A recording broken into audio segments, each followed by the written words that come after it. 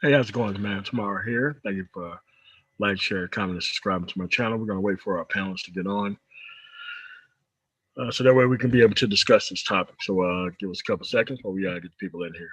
Thanks for coming through.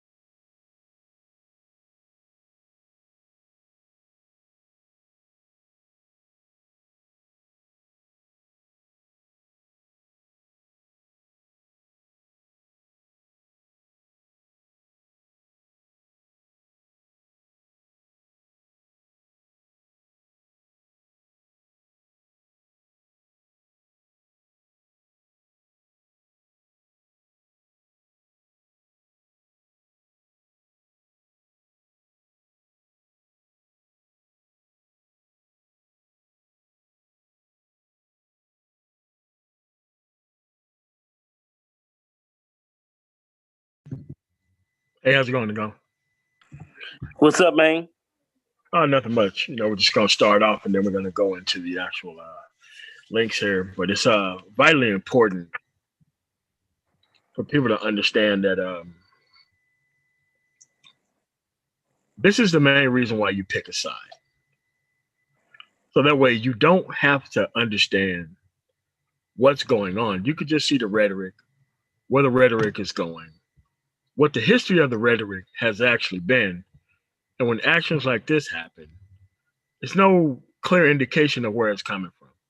Because there's a lot of silence from people who actually have egged this thing on, from people who actually have not really been paying very close attention to the history of things that's been happening within this country. And this is why you can't sit around and say that, oh, I'm just in the middle or I'm an independent. There is no such thing as an independent. Independents have to caucus with somebody. There is no independent party. No matter where you're at, like there is no such thing as being in the middle. And I don't want cowardly motherfuckers like that in this space or even around me. You have to pick a side. There's nothing wrong with being a conservative. There is not anything wrong with it. But there's a hell of a lot wrong with being a conservative and not policing the people who's on your so-called team. Well, I'm Tam Supreme. But the things that we have in this space is that everybody wants to be an independent, except for when it comes to specific things. What's going on, Village Arsonist? Actually, let me send a link to him and get him out here too. That's the guy who went up against Trader MBD and destroyed him. But Oh the yeah. Oh, he crushed him. That was an awesome. That was you know how it is. that was an awesome display. But what killed me was on that. This other dude was sitting there saying, "You are a wuss for bringing up key points that he didn't agree with, or he said you should be embarrassed for bringing up truthful aspects of what's going on." So if so if Philando Castile gets blasted away, how come these guys can't speak on that? But yet it's all good, and then lie about this guy having drugs on him. I mean, Yeah, this is the kind of ill shit these motherfuckers is running. and, and, and, and the problem that he ran into the gun was that he was actually talking to a real conservative, A real conservative, actual black conservative, a real black conservative. Real black conservatives, and see that's the problem, because a lot of these guys they're not prepared to deal with that, and then they want to sit here and be a token ass white boy that will walk up in the middle of black people have sat down and talked to the Klan. You can walk up and talk to Klan members. You can walk up and talk to them and say, "Hey man, I hate niggas too," and they'll be like, "Yeah, come on here and hang out." I would just say be a little careful when these boys may get a may get a little ornery one night. They may come and get you. But one thing they didn't know about the Proud Boys. The Proud Boys we were talking about a civil war inside. No. Oh, I'm sorry. We're gonna keep it on this topic. All right. Yeah. So that's why it's such a problem when you have people representing something that they don't know the history of. I have no problem with conservatives at all, but you still got to know the actual history of where you're at and what you're actually talking about. And it clearly requires no sense to just show up to a conversation, come in with AM radio talking points, not really understand the history of things, and just try to move forward going off that. What's going on, Mike? Hey, MOT, I'd like to ask you, do these guys even know what a true black conservative is? No. Besides a true black conservative, do these guys really know what that is? Hey, peace to the panel, peace to the chat. Thank you for having me on, man. I know. Hey, Mike. Man, happy holidays. What's going on? So what we're gonna do, we're gonna go through the actual video itself of the actual event. So hold on a second, I'll get that up.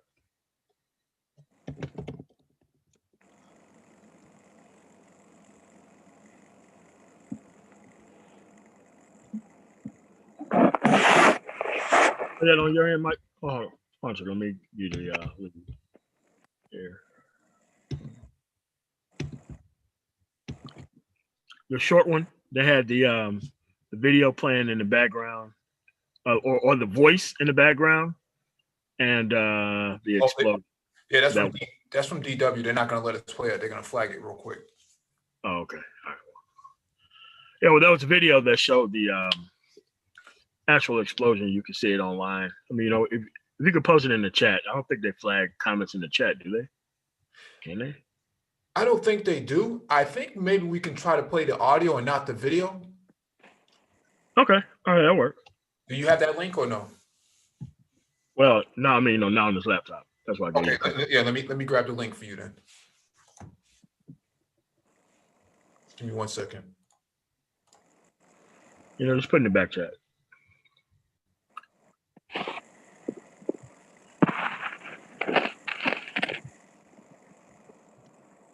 Yeah, because these type of things shouldn't even be happening at all. And we're going to go through the history of these things happening along sort of the same ideological kind of lines. So that way, when you call yourself in the middle, you're not in the middle of what happened there. You're not in the middle of everything that we're going to bring up. You're not in the middle of that. You have a side on that. So you just can't say that you're actually in the middle when you're clearly not.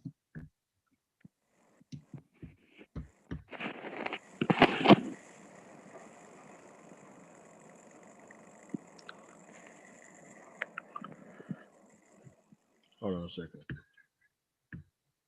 You know it's minute marker? Or is it the 55 second? What are you referring to? The link you just posted, the DW link. Oh, when the woman starts talking?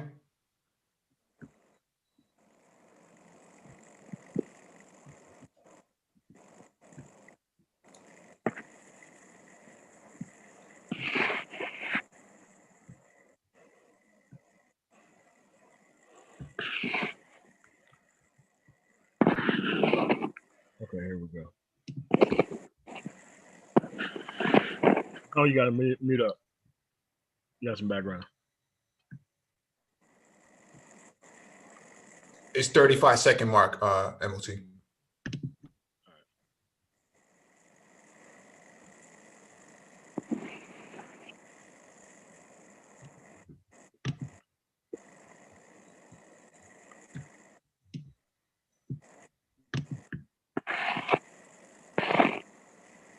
I think all of us, I certainly have gone from relief that there were not more casualties, and that's an amazing thing that there were not, particularly when people begin to see the devastation on 2nd Avenue, to relief that there were not more casualties, to now anger and determination and resolve. and a resolve to rebuild and not to be deterred, and to bring whoever was responsible for this to justice. Now, I've spoken with Governor Lee, who is working with us to have a declaration of a civil emergency, both with the state and then for TEMA to work with FEMA to bring all possible resources to commit to rebuilding 2nd Avenue, to go forward, not being deterred by this. And I'm grateful to our state and our federal partners to help this important part of Nashville rebuild and come back. There are 41 at least separate businesses that are materially damaged by this blast. There will be others as we see the full extent of this, but already you can tell that it's going to need special help, special resources, and I'm grateful to the state partnering with us to commit to rebuilding 2nd. Now, and I want to stand with our downtown residents and our business owners for whom this was a terrible day, but we are, like Nashville has faced other challenges, particularly this year. We can rebuild and get back to normal. Now, as announced earlier, Metro is also establishing a curfew in the explosion impact area from 4:30 today until 4:30 p.m. this Sunday. Now, affected businesses, I would urge them to contact Crystal Lapp at the Central Precinct 862-8600 to be able to manage coming back to your facilities safely. But in the meantime, the curfew area is going to provide safety and security for businesses in this area. And I will go ahead and warn Nashville. It'll be some time before 2nd Avenue is back to normal. It is not going to be the 3 days of the curfew for 2nd Avenue itself. The curfew is going to go from 4th to the river, from James Robertson down to Broadway. The police are going to take special care with that for the next few days, and our partners at the FBI do have a large crime scene to investigate, and they need to be able to do that work effectively and well. Now, this morning's attack on our community was intended to create chaos and fear in this season of peace and hope. But Nashvillians have proven time and time again that the spirit of our city cannot be broken. But we're not going to rest until those responsible for this outrageous and cowardly attack are brought to justice. And the full force of the Metro Police and our partners with the FBI and the ATF are working together to make sure that we will get back to being the safe city that we are. Now, 3 people have been hospitalized as a result of the explosion and are in a stable condition, and my prayers are with them and their loved ones. Tonight, I was able to visit with a 4-year-old girl this morning who had no injury and was saved. But let's just spend a moment in celebration of the 6 uniformed Metro Police officers from our Central Precinct who were at the scene at the time of the blast. These incredible heroes who ran to danger with uncertain outcomes ahead of them were responsible for so many injuries being saved. Now, I've spoken with Chief Drake, and I can report that the officers who were injured by this are recovering well. I would like Chief Drake to come and spend a little bit of valuing Officers Hosey, Llewellyn, Wells, Seapost, Topping, and Sergeant Miller, who took swift action and directed people away from danger to save lives, even at the time that their own lives would have been in peril. They are heroes, and I am grateful to them and all of Nashville's first responders. This is a year where we understand what first responders mean to our community time and time again, and unfortunately on Christmas Day, you have another example of that. Now, several downtown residents whose homes were destroyed by the blast, and I am inspired by their resilience. And we have to draw inspiration from them as our city to be resilient once again and to get the resources to rebuild. And I'm grateful to the Red Cross, who's opened an aid shelter at the East Park Community Center for those who have been displaced. Yeah, so that's what we got on that. Yeah, so this thing happened, man, and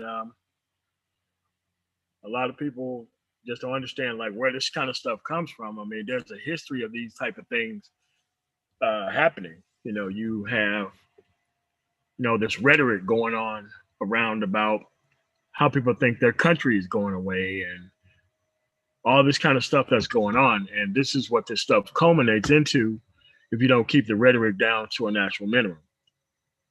This is kind of what this stuff turns into. Something like this. Mike.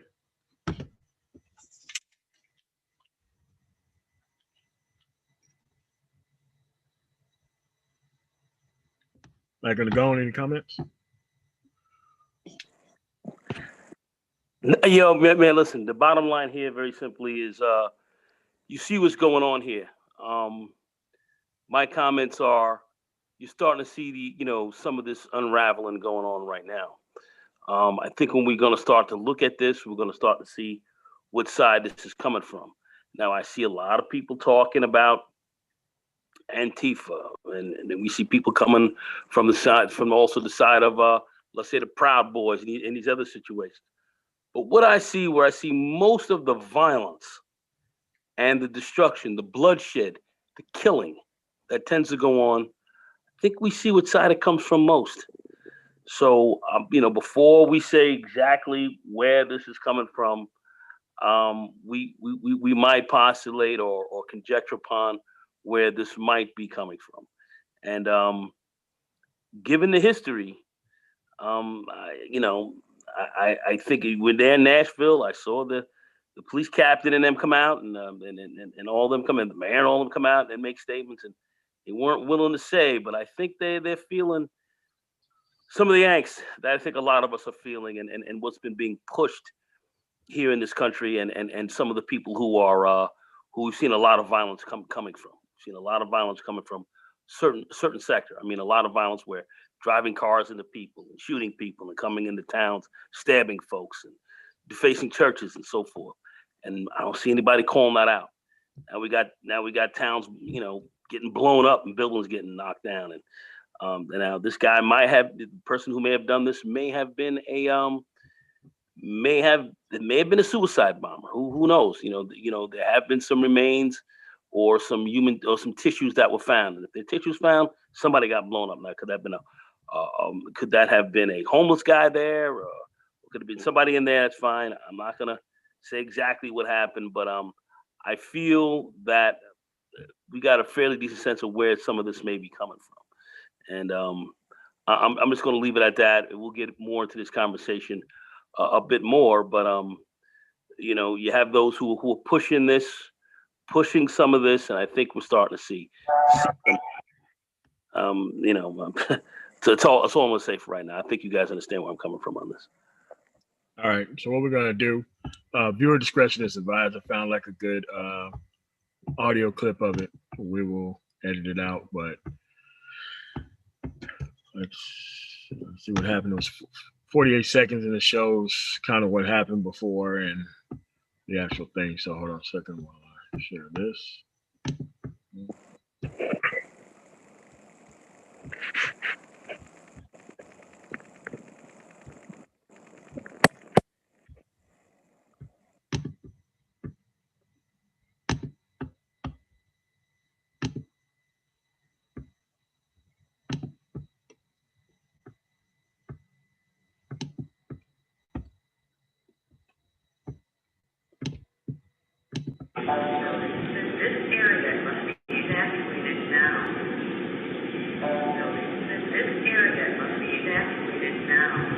Now, this was coming from the actual RV itself, the actual computerized voice. That's what you're seeing. It's the words coming up on the screen. Is what's actually being said. So shortly before the explosion. So MOT, maximize the screen. This area must be evacuated now. If you can hear this message, evacuate now. If you can hear this message, evacuate now.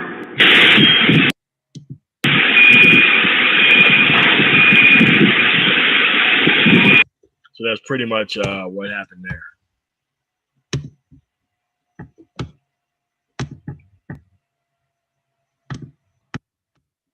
So that's kind of what happened there. RV rolled up with a computerized message it was counting down exactly for the time period that they said it was going to count down, and that's what happened. That's what happened. So, yeah, I mean, we talked about a couple of days ago what do you call it? A shooting inside Walmart in the same state. And so we're seeing these small increment incidents pop up. If you go to the Justice Department's page on the I believe it's justice.gov, U.S. Department of Justice.gov, you'll see that there have been many incidents throughout the year of it, these sort of micro attacks, these sort of small incidents popping up with Mzungus being the perpetrators of all of these incidents that are happening. And so I think the worst has yet to come. We still have until January 20th. We don't know how far that people are willing to take this. Today, it's just it's an RV exploding. Next week it could be a Ryder truck or a Penske truck or something like that in front of a federal building. I mean, we know that the Mzungus who marched in Richmond, Virginia, with their guns in the no-gun zone, they violated, and there was no sort of resistance from law enforcement. So, and we also saw them in DC as well. Mzungus marching in DC and attacking Black institutions and stabbing people and things of that nature. And very little was done. But you had peaceful protesters on college campuses being pepper sprayed to all the way down and being labeled as anti-government groups. And in reality, they were just practicing their First Amendment. Well, we saw the same thing happen in front of, in DC, where the Mzungus came in and had a savage, bestial, Neanderthalic, Beelzebubian attack on regular citizens and defacing churches and so forth that had BLM there. But we did see people in front of in DC and in the square, president's there, calls out a police riot on people who did not have any weapons whatsoever, know anything, just screamed at the police saying, you guys are part of the problem, basically. And they attacked them with tear gas and batons and went after them. But I didn't see any tear gas or batons going off when the Mzungus came in with knives and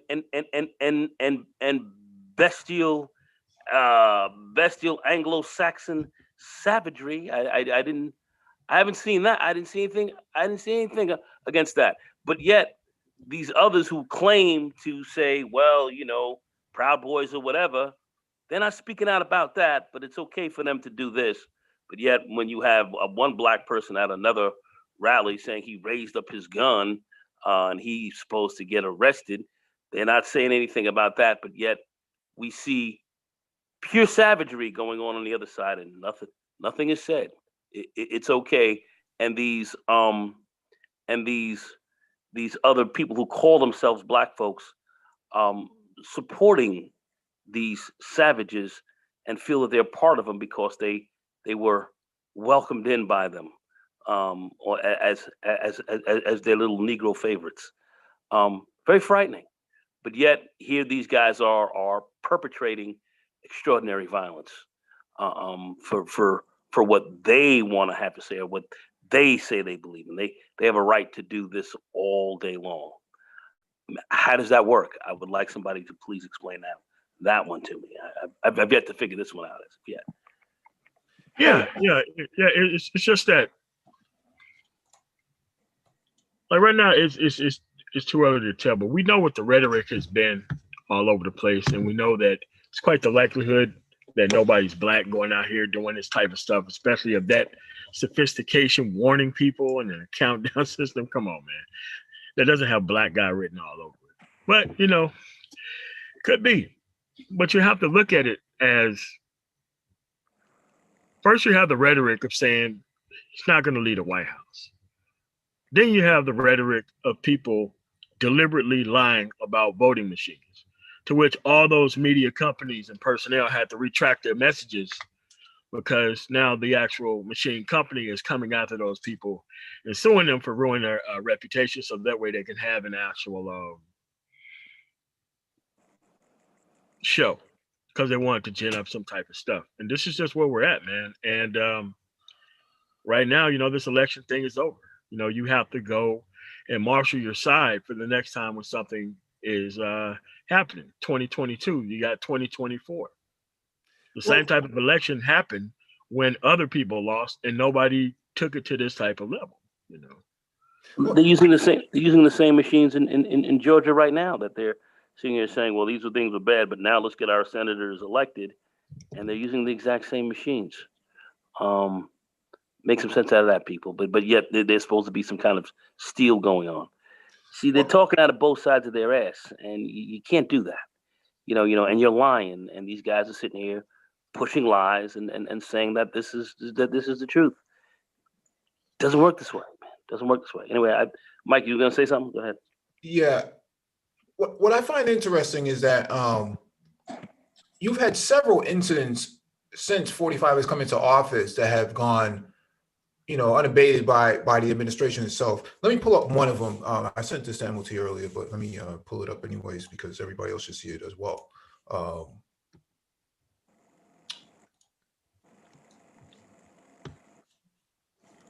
Let me see if I can share my screen real quick.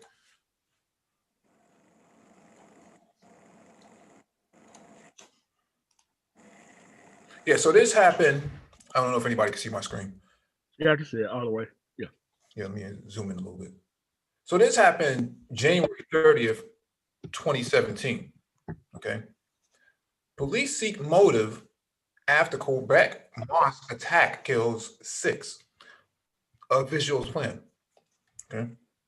2 suspects were under arrest after a shooting at a Quebec City mosque on Sunday evening killed 6 people and wounded 8, police said on Monday, and a source said one was French Canadian and the other was of Moroccan heritage. So let me just scroll down here so that people can understand the context of where I'm trying to get to.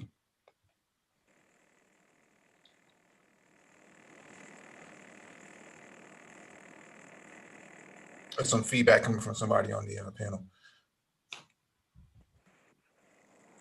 It says the shooting came over the weekend that Trudeau said Canada would welcome refugees after U.S. President Donald Trump halted the U.S. refugee program and temporarily barred citizens from 7 Muslim majority countries from entering the United States on national security grounds. Trump's actions was widely condemned in the United States and abroad as targeting Muslims. And so what's happening here is that you have people who are taking on the grievances of a president and saying, I'm going to be the guy that takes it into my own hands, and I'm going to go out there and I'm going to show, how loyal I am, to the regime. And there are multiple incidents that have happened over the years, but I picked this one because it's always based on what is being said or what's coming out of the White House information-wise. You had people ejecting, bleach and things like and other chemicals up their backsides to try to inoculate themselves from the coronavirus. You had people attacking mosques based on, the president's ban on Muslims. You've had people threatening to go after Cuomo, go after de Blasio over, them being alleged fascists for whatever reason. I don't know how they think that these guys were fascists, but they think that whatever 45 says is true. And it doesn't matter if there's no facts to prove it or any sort of data to back it up, as long as he says it is true. If the election is stolen, it's true. If there's, if it's a China virus, it's true. If, Blasio and Cuomo are considered to be dictators and fascists, somehow it's true. And people are willing to take up arms to go up and actually attack politicians. We saw this with Gabby Gifford. You had a rogue guy in Arizona decide that I'm going to go down to a plaza and I'm going to attack this politician. You can't take any of these things off of the table. From an incident perspective, you got to look at all of the history, the last maybe decade or so, of right-wing extremists popping up. Now, we covered a couple months ago, before the election even started, on another show about the Department of Homeland Security was interfered with in terms of following up on white extremists as being the #1 threat in this country by the Trump administration. I can pull that video up if MOT wants me to. Yeah, you can. Hey, what's going on, Village Archers? VA, what's going on, brother? What's going on, man? Thank you guys for inviting me on. I appreciate that. Yes, sir. You have anything you want to add? I'm definitely smelling Trump supporter all over this. Definitely smelling white boy all over this. I mean, let's keep it 1,000. In my opinion, well, from what I've seen anyway, jihadists, extremist Muslims, they don't typically give warning. They don't typically go around giving. This was clearly to send a message, trying to get something, put something in motion. In my opinion, this was done to keep Trump in office. I believe there's some sort of law to where he's able to declare martial law or something if there's a terrorist attack or something like that, if a war is declared or something or whatever. I mean, I'm sure there's some kind of way that they could spin this to keep him in office a little bit more if they so choose to. And I think that was the reason why this was done. Yeah, and if this is the type of stuff that they want to resort to try to keep that guy in there, it's not going to work. I mean, something the size of 9/11 happening would not stop Joe Biden from sitting down as the next. But see, Village Arson, it's like, this is what happens when you don't understand the process. You know, it's just that it's not hard to look at the process as it always went down and know that nothing like this is going to be able to overturn an election. These people don't care about the process. These people don't care about the process. It's been shown to you they have tried to disrupt the process and just take over. They've shown you that as things have moved against what they perceived as against them, they are willing to totally defunct the process, destroy it, get rid of it, and bring something else in. They do not believe in the rule of law or democracy in many respects that this republic is so built on. And it worked. And if it seems to work for you, or is it perceived to work for you, they're willing to scrap and destroy all of that. Law and order and all of these things that they talk about get cast aside for their own base ends. That's where these people are coming from. So it's not even about the process anymore. It's about what they want and how they can go about getting it or taking it, if you will. This is what this is about. I've also thought now, since there might be some tissue that they may have found, they should be able to get an ID, or some level of a DNA profile on who and what this person is. They'll know what. We're way early in the actual investigative process, man. Like, no. I'm saying they will gather tissue because they're processing the scene now. They will take a look at that and they'll see if they can get some kind of DNA profile from that. They'll at least be able to tell whether this was a Caucasoid or a black. They'll have some idea as to what maybe this person was, maybe even who this person was potentially, if they have somewhat of a if they have a profile in their databanks. But they'll get an idea of somewhat of who this is, or what group or who's behind this. They'll get an idea. They'll have an idea. We know damn well this wasn't a black man. Come on, brother ain't gonna get no old rusty ass RV. If it's gonna be a brother, he's gonna do it in a Suburban or some shit. This wasn't no brother. This was a white boy. Yeah, black men are not really into kinetic warfare like that. That's not their thing. Black men are more about protesting, griping, sitting behind keyboards and saying somebody stole something. That's the sort of that's the sort of attempt that, you know, black men are going to go. Very rarely have you ever seen that. I mean, Chris Dorner was a one-off example. You know, he had his own issues with the agency that he was with. But let me play this clip real quick, and I want to also give an update that YouTube has installed AI into the system to filter out messages. So that's why we can't unhide or unblock some of the messages that are being posted in the chat. They're going to start holding content creators accountable for messages that are considered to be hate speech or flagrant. So be careful of what you post in the chat.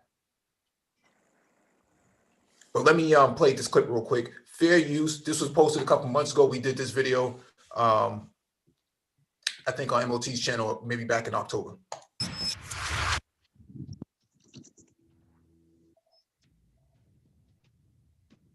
Good evening and welcome to RFL. I'm Richard French. Now we're going to begin this week with the election just 15 days away. And tonight we will show you the latest numbers, what we are learning from the tens of millions of Americans who've already voted. And we'll also be speaking with one-time presidential hopeful Tom Steyer about the race and how he's trying to help Joe Biden defeat Donald Trump. We're also going to tell you about the spread of COVID, unbelievable trending, unfortunately, and also how the politics surrounding it is making it much harder for the scientists and the medical experts to actually fight.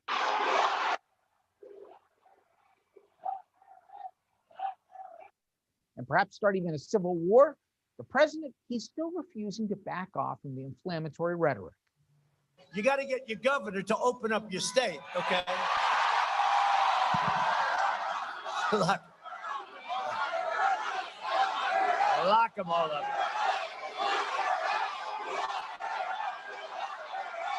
What are you talking about? That's our president. Well, the governor, she immediately responded to the president. Oh, Michigan. Okay. It's incredibly disturbing that the president of the United States, 10 days after a plot to kidnap, put me on trial, and execute me, 10 days after that was uncovered, the president is at it again and inspiring and incentivizing and inciting this kind of domestic terrorism. It is wrong. But the MAGA crowd continuing to make light of it all. Take a listen to the president's daughter-in-law and senior campaign advisor, may I add, Lara Trump. He wasn't doing anything, I don't think, to provoke people to threaten this woman at all. He was having fun at a Trump rally. Okay, we're also getting new details about the actual plot against Governor Whitmer. The FBI obtained encrypted text messages between some of the suspects, including this one, who said, quote, "Have one person go to her house, knock on the door, and when she answers it, just cap her." Plus, the clip of one of the suspects was also played in court today. I'm sick of being robbed and enslaved by the state, period. I'm sick of it. And these are the guys who are actually doing it. You know, so if we're doing a recon or something and we come up on some of them, dude, you better not give them a chance. You either tell them to go right now or else they're going to die. Tired of being enslaved. Like, okay, so at some point, all of these pundits have to be brought up on charges for like material support. Mm-hmm. Remember, we locked up bin Laden's driver, people who just knew bin Laden. We threw him in Guantanamo Bay. Crazy. This stuff is way over the pale of actually this type of stuff, man. And it just doesn't make any sense. Mazunga said, just cap her. Just cap her. President says, lock her up. Get your governor. Overthrow your governor. Sedition. Bombs going off in Tennessee. Random shootings all over the place. Marching on Washington, D.C. Marching on Richmond, Virginia. Threatening to take down Cuomo and de Blasio, and you're not even a registered voter in that state. This is what we're dealing with here. But violence, Mike. There's violence. There are people being stabbed. There was a shooting in Washington at a demonstration. State of Washington near Seattle. The Mazunga with a gun fired into another crowd. This, you know, who was basically another Trump supporter. They didn't want to bring that up. This has been going on consistently. No one's calling this out, but when you call this out, people will yell and scream and call you a snowflake or a punk for bringing this to to your attention. You're not even supposed to speak on it. From these shine bones, you're not even supposed to say anything. Let me finish playing this video real quick. Fair use. Unbelievable. Video of the suspects also played in court, including the men training with high-powered weapons as they jump out of a vehicle and start firing their large rifles. One of the alleged plotters reloading quickly so he can maximize the carnage.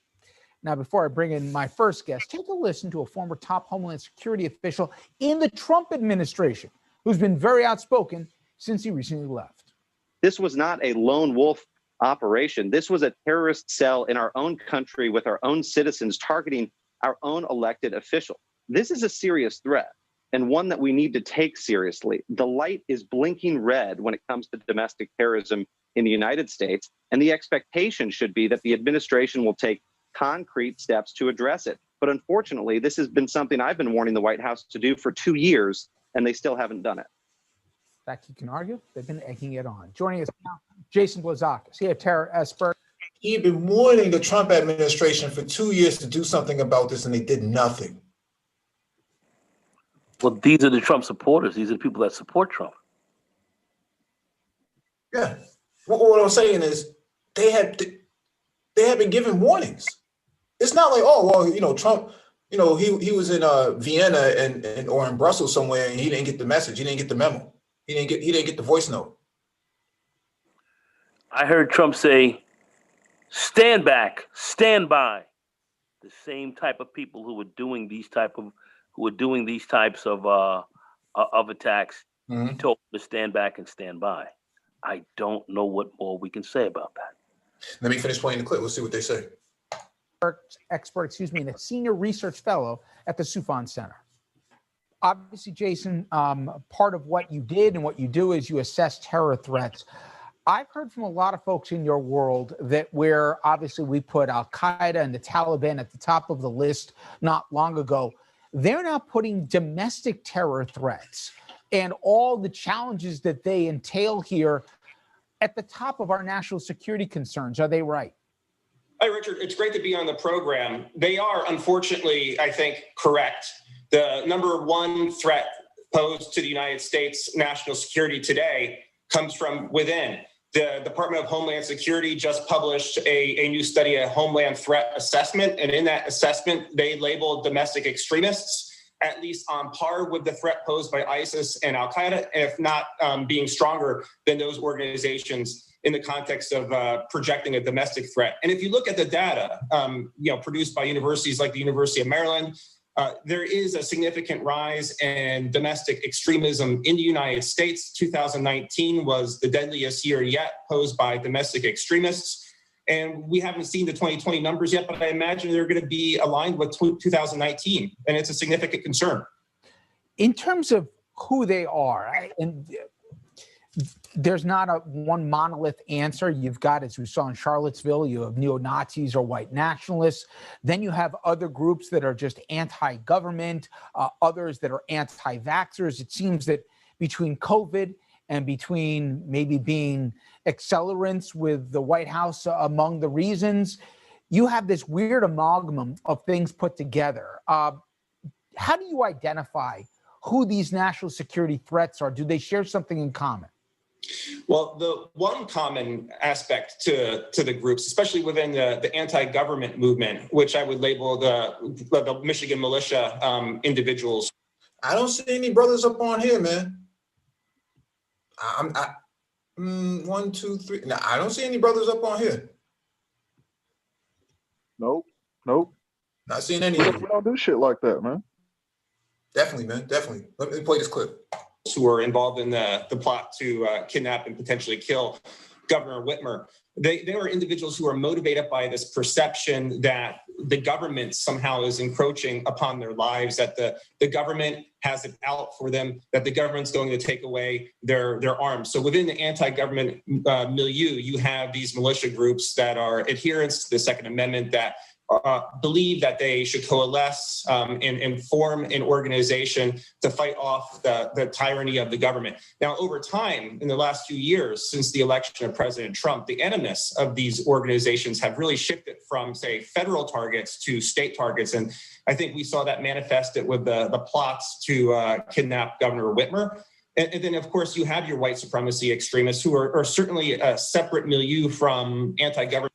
That guy just did a Heil Himmler. What is that? Let's roll that back for a quick second. Yeah, for real, man. And then, of course, you have your white supremacy extremists who are certainly a separate milieu. What's that? Yeah. What's that? These are our friends, though, bro. These are our buddies. According to Trey, these are our pals. That's the Heil Hitler. That's the Heil Hitler sign. No. You have these little Negro favorites. You have the little Negro favorites that they bring around because it helps them to literally cover their game. Helps it. So these guys play. These guys are a cover for these guys to play their game. I mean, that's how dangerous these Negroes really are. They're being brought in here to put cover on these guys to do this. That's how dangerous these Negroes really are. Anyway, go ahead. How do you hold the American flag, do a Heil Hitler salute, and then hide behind the First Amendment? How does that work? And have like the Confederate flag there with it while you're doing it, right beside the flag of the country that the other flag never wanted to be a part of. And they're anti-mask, anti-vaccine, anti-democracy, anti-14th Amendment. Okay, they don't respect the First Amendment for everyone else, just for themselves. Let me finish playing this clip. From anti-government organizations, but one thing that really does bind them is this belief of a conspiracy by the government to do harm to their specific interests. And in that sense, they do have some kind of crossover between the organizations. You know, when I saw the video, as I know you saw about these guys training,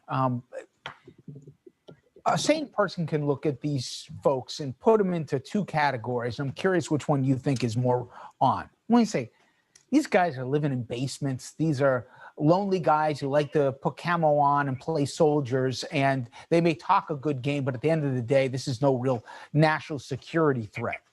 Conversely, somebody could also say, wait a minute, we're talking about guys with assault weapons. We're talking about people not only on the fringe of society, but through the internet, whatever, find other like-minded people and thrive on chaos and believe all the faults that have come to them in this world, they'll blame on government, etc. Is there a risk that we're overinflating the threat that they pose? Or is it the other way? You think that people aren't taking as seriously just how dangerous a threat to America these folks are?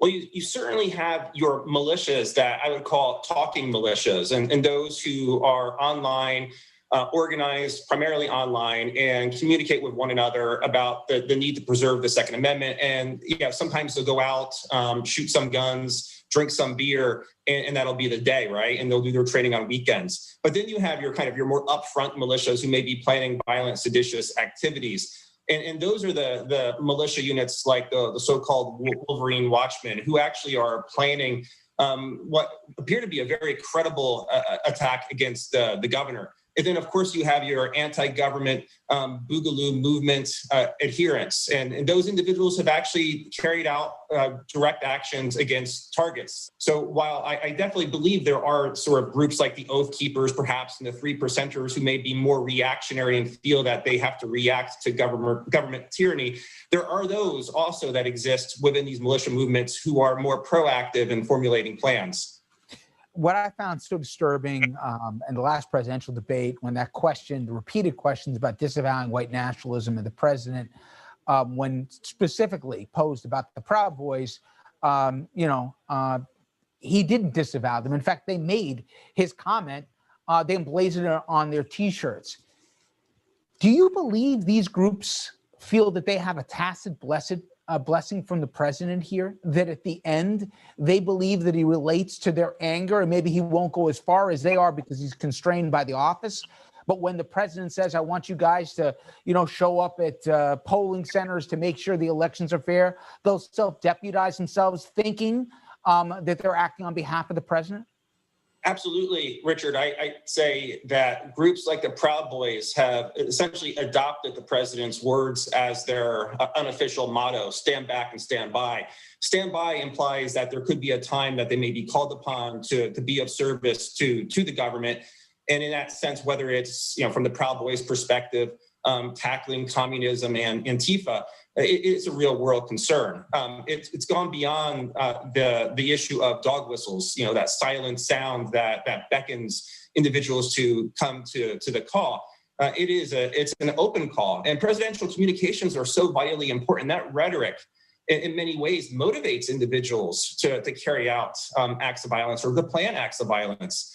And if we go back to April, the president's tweets about liberating the various states, liberating Michigan, Virginia, and Minnesota, subject to those tweets, there are plots against both governors of Virginia and Michigan now. So words matter, and the president has to be careful about his communications. There was some, beyond all the obvious troubling links, they're openly trying to recruit former U.S. military and even trying to recruit former and current law enforcement. We saw the scene play out in Kenosha, and I don't want to take a single incident and make a macro out of it, but the idea that some law enforcement look at these groups, these self-appointed posses, basically with assault weapons as, deputized law enforcement, that they're on the same side.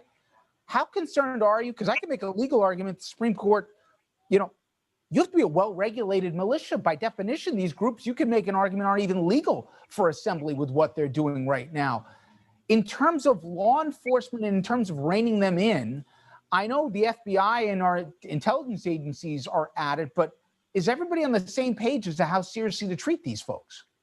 I think the federal government has come a little late to the game about the threat posed by these organizations. To get to your first question, unfortunately, there are individuals within these militias that are former military, or in some cases even active military. One of the individuals who's alleged to be involved in the kidnapping plots to take Governor Whitmer was a former Marine Corps individual with 4 years of Marine Corps experience. If you go back to 1995, Timothy McVeigh, who carried out the most significant act of domestic terrorism, he was a former member of the military. And then to your second question, they are absolutely illegal. The Supreme Court has made two determinations, one in 1886 and another in 2008. And the person who wrote the 2008 opinion, Supreme Court Justice Scalia, they were pretty clear that the government can prevent and prohibit the formation of these militias. In all 50 states, these militias are illegal. Finally, we're 15 days from an election. Let's play that back again so we can. Yeah. Very important.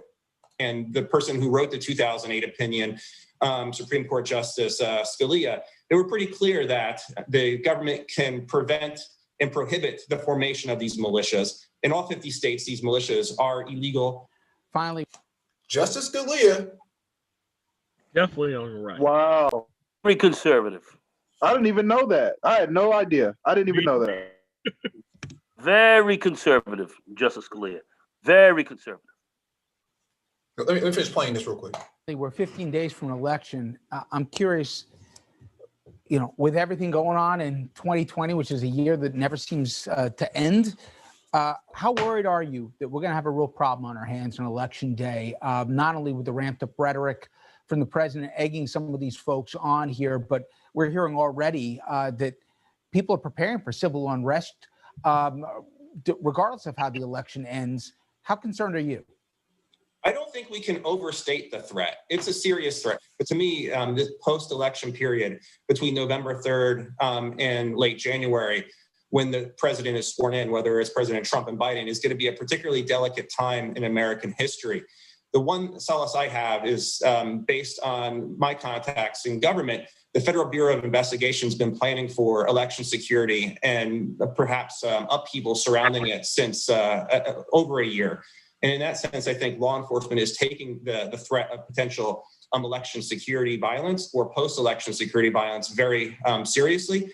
And I think, given the fact that they were able to unravel the Michigan plot, I think speaks volumes of their prowess to potentially stem the threat posed by these groups. So I want to leave us on that positive message at a minimum. Jason Blazakis, thank you so much for a few. I appreciate it. Thank you. So there you have it. Here comes gun control because of these crazy ass white boys. Here it comes.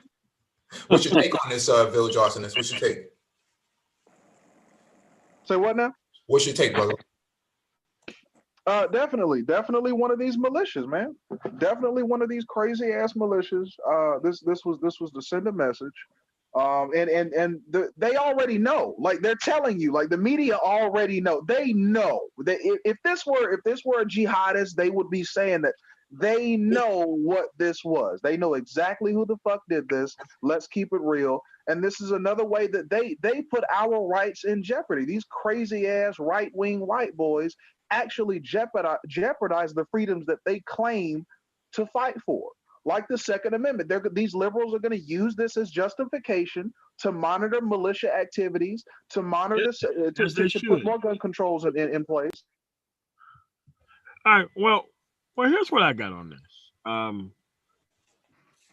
They assert a right that's not there, and then they engage in behavior that will obviously get the right taken away from them.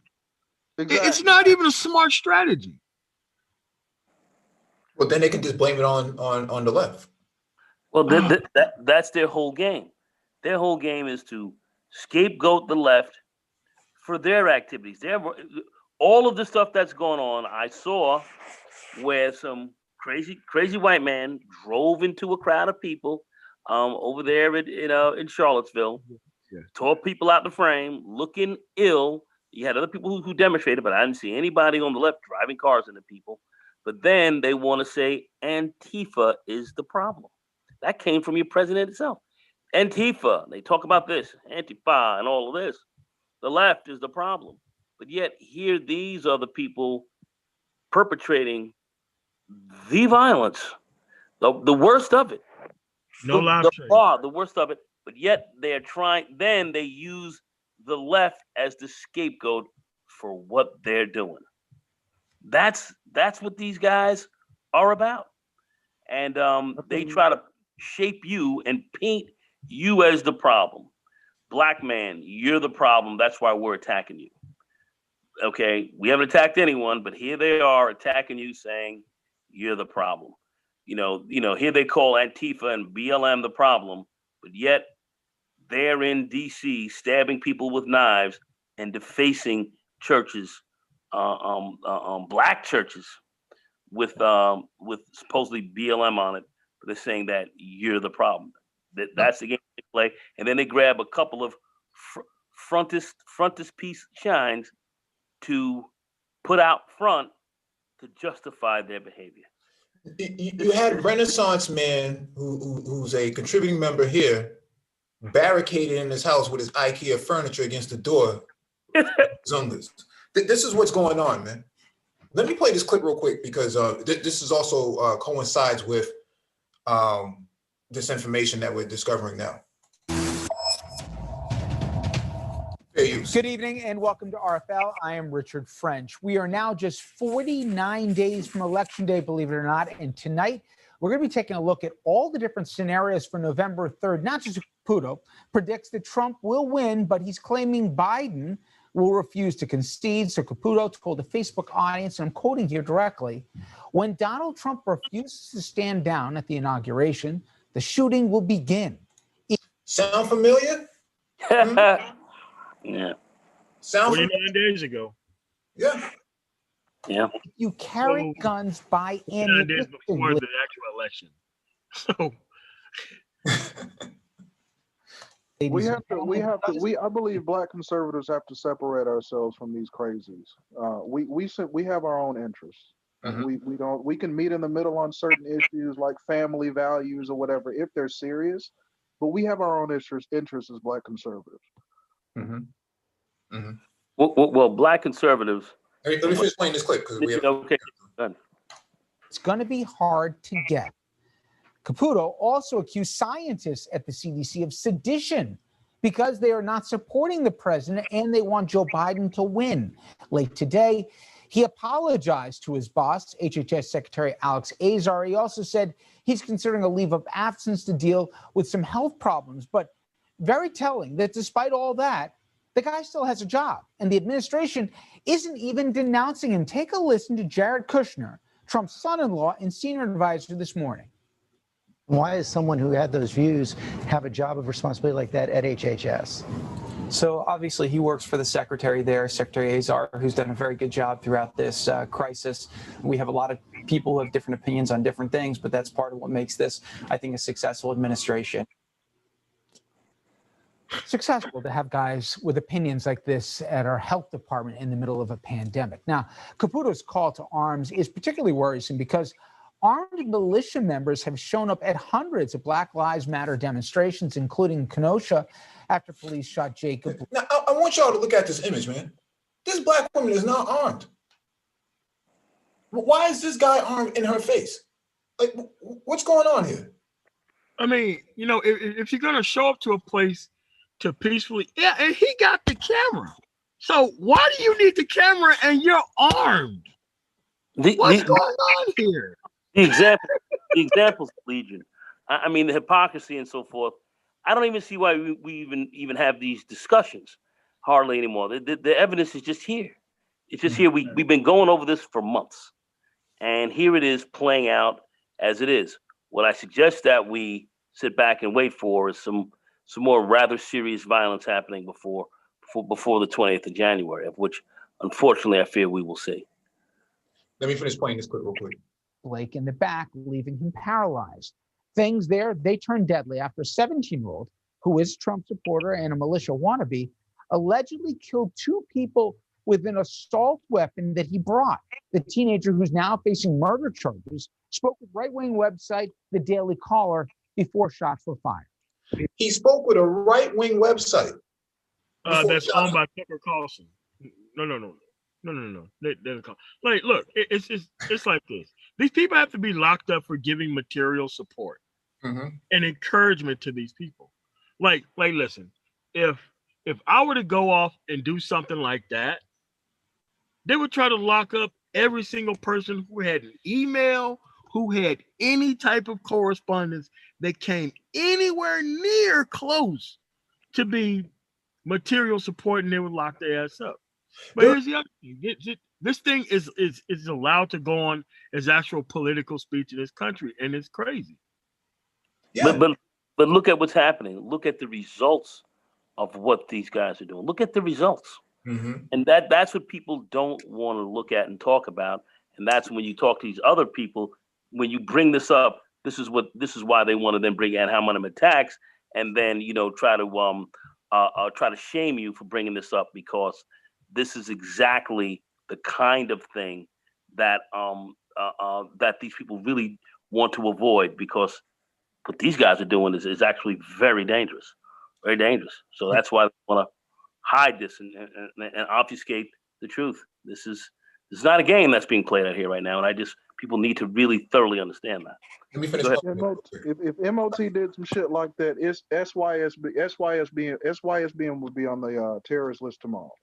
These white boys are coddled. These white men are fucking coddled in this society. Yeah. And the thing is, Village Austin, is you had certain individuals, I'm not going to name names, who contributed to the $2 million bond for Kyle Rittenhouse. Okay? Black men. Who shot into a crowd. Who shot into a crowd of people. Shot into a crowd of people. People who were unarmed. Yeah, let me finish playing this. People are getting injured, and our job is to protect this business, and part of my job is to also help people. If there's somebody hurt, I'm running into harm's way. That's why I have my rifle, because I need to protect myself, obviously. Legally, this guy shouldn't even have a rifle, man. No. He shouldn't even have one. Militias are illegal, according to Justice Scalia. Yes. 6-3 Supreme Court back then, 7-2 Supreme Court now. Let's talk about it. But President Trump, who didn't visit with Blake's family when he did visit Kenosha, showed support for the teen gunman. he was trying to get away from them, I guess, it looks like. I guess he was in very big trouble. He would have been, he probably would have been killed. Yeah, find people on both sides, stand back, stand by. This is unbelievable. You're fucking president. Holy shit. We're not doctoring up these videos. MOT's not doctoring this up. He doesn't have any OBS software or anything like that in the background. It's a Zoom, man. We just play the clips. Should be noted, he illegally had the gun. He was not in any way had any legal right to be there. He was from out of state. In addition to all that, killed 2 people and seriously wounded a 3rd. Now, armed militia members also squared off with police in Lansing. What did that guy say? Let's play that again. This is ridiculous. This is fucking ridiculous. In addition to all that, killed 2 people and seriously wounded a 3rd. Now, armed militia members also squared off with police in Lansing. Heil Hitler. Heil Hitler with an American patch on his arm in the State House looking to overthrow the government. Squaring off with police. Squaring off with police. Where they had to close down the state building. My father fought these people 70 years ago. My father. Okay. Squaring off with police. But squaring off with cops and people are backing these folks up. I mean, you couldn't script this and any better than this. It's unbelievable.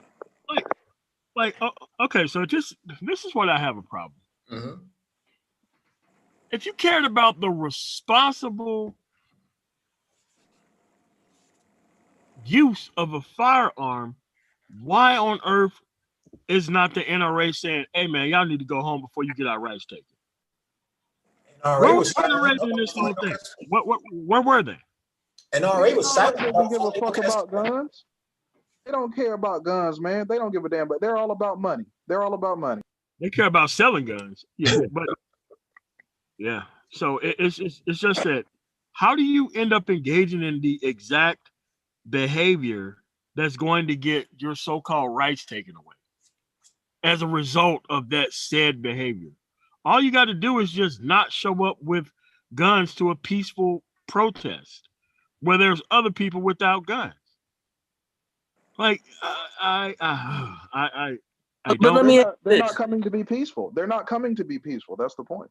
That's the point. They're walking up with guns, and yet they're in places where they're not supposed to have guns, and they're bringing them, and nothing's happening to them. How do you explain this? How do you explain being in an area where guns are not even supposed to be had, you walking in there with them, and they're not being confiscated, or the National Guard's not called out on them? No, let's finish watching this video. It's in Michigan, you may remember, during those Liberate rallies that the president egged on, protesting against COVID shutdown. Look, I want to play this clip again.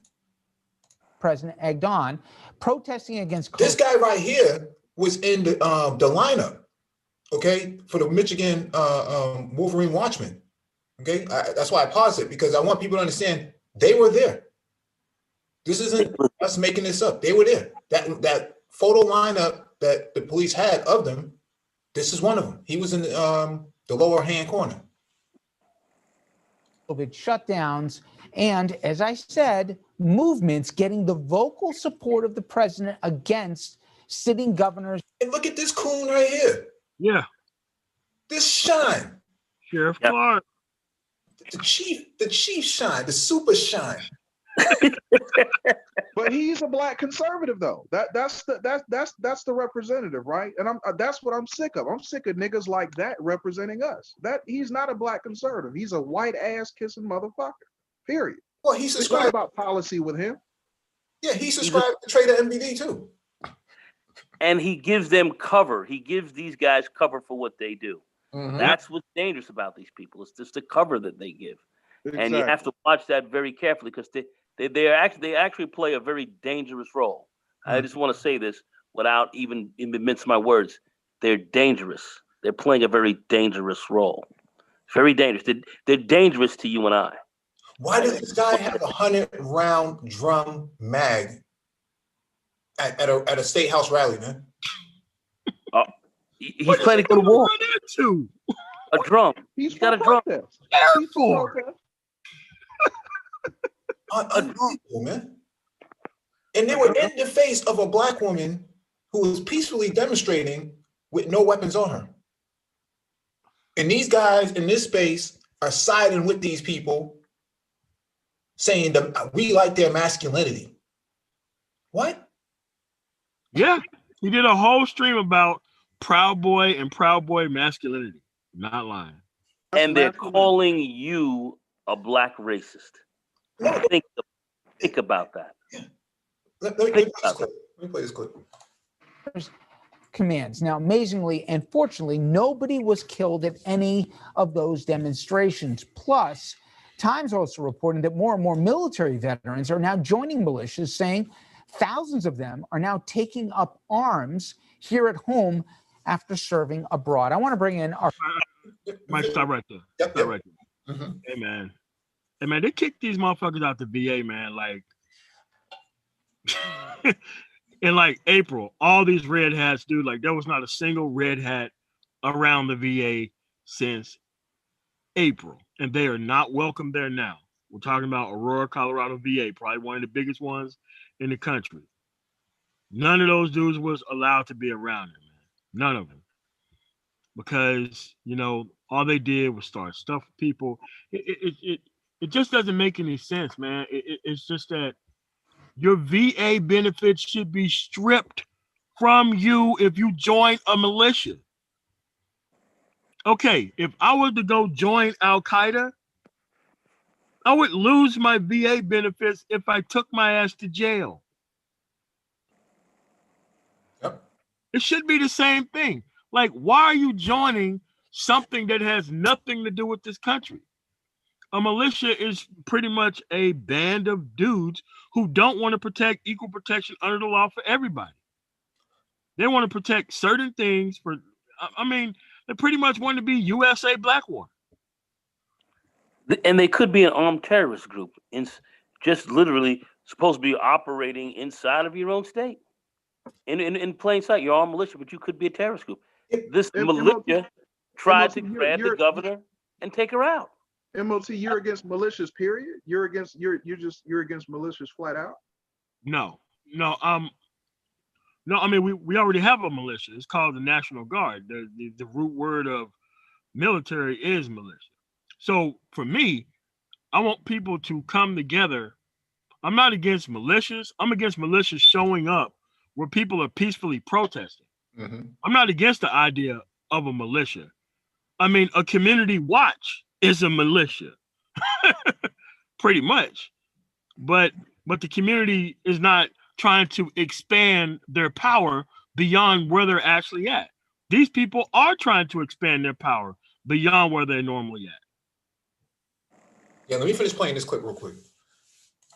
Our first guest to discuss, Daryl Johnson. He's a former senior terrorism analyst at the Department of Homeland Security, and he's kind enough to give us a few minutes. And Daryl, when we talk and look at these militia groups, who are they? And I know one size doesn't fit all, apparently, but what do they basically believe? Yeah, so the militia movement in this country, the modern day, started after two standoffs we had back in the early 90s, and that is Ruby Ridge and Waco. And basically, this was the private citizens, extremists on the far right. This was their rally call and their answer to this government tyranny that they supposedly saw during these two standoffs.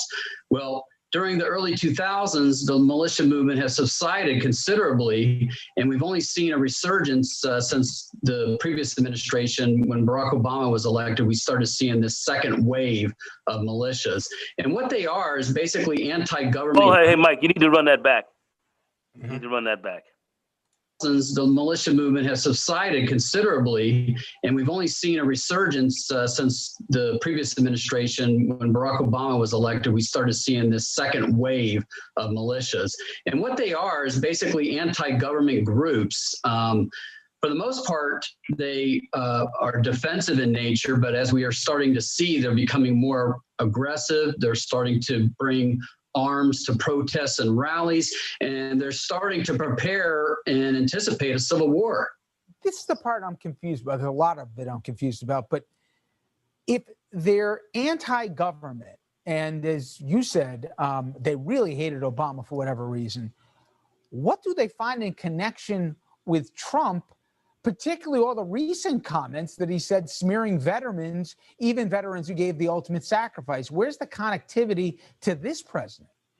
Well, you can't speak broadly to the militia movement. Each militia is unique. They have different issues that they latch onto. I mean, one issue in particular that transcends all militia groups are Second Amendment rights. Immigration is another issue that pretty much transcends the entire. I just read the article on the opening of this live stream with MOT. You had right-wing nationals in Canada attack a mosque over immigration and the banning of Muslim states, when Trump came into office, January 17th. No, let me clarify something. I just want to say one thing very quickly. The key thing when Mike reran this again is we saw a tremendous growth in the militias because of Barack Obama's election. It's not about race, though.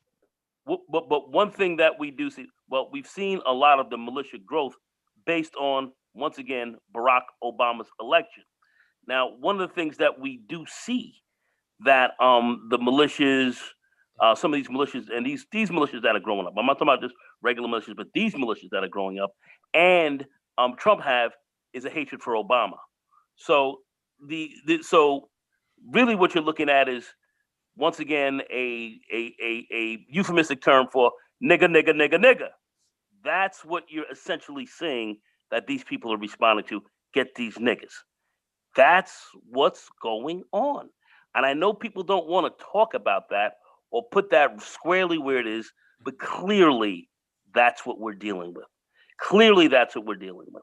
And I don't know why we don't want to express that. Why you don't want to talk about that? I don't understand why we have to hide that. Go ahead, Village Washington. They trace the resurgence to the first black president, but it's not about race, right? It's not about race, Nagone. It's not about race, MOT. It's not about race, Mike. It's not about race. Trey says it's not. We don't see race over here, man. This is MAGA. We don't see race. Bullshit, nigga. Come on, bro. It's total. It's horse hockey. I won't curse. It's horse hockey. Anyway, I'm sorry. Go ahead, MOT. Here's the other thing. The reason why they can't get rid of militias, the idea of it, because the idea of peacefully assembling cannot be infringed on. But these people are not assembling for peace. They're assembling for something else is the opposite of peace.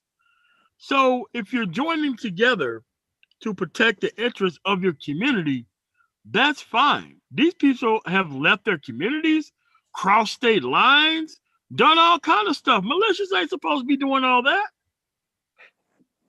And not only doing that, but shooting people across state lines, going into other communities outside of their state and shooting and killing people. But Antifa's breaking windows. Wait, Antifa's breaking windows. We got to handle that first.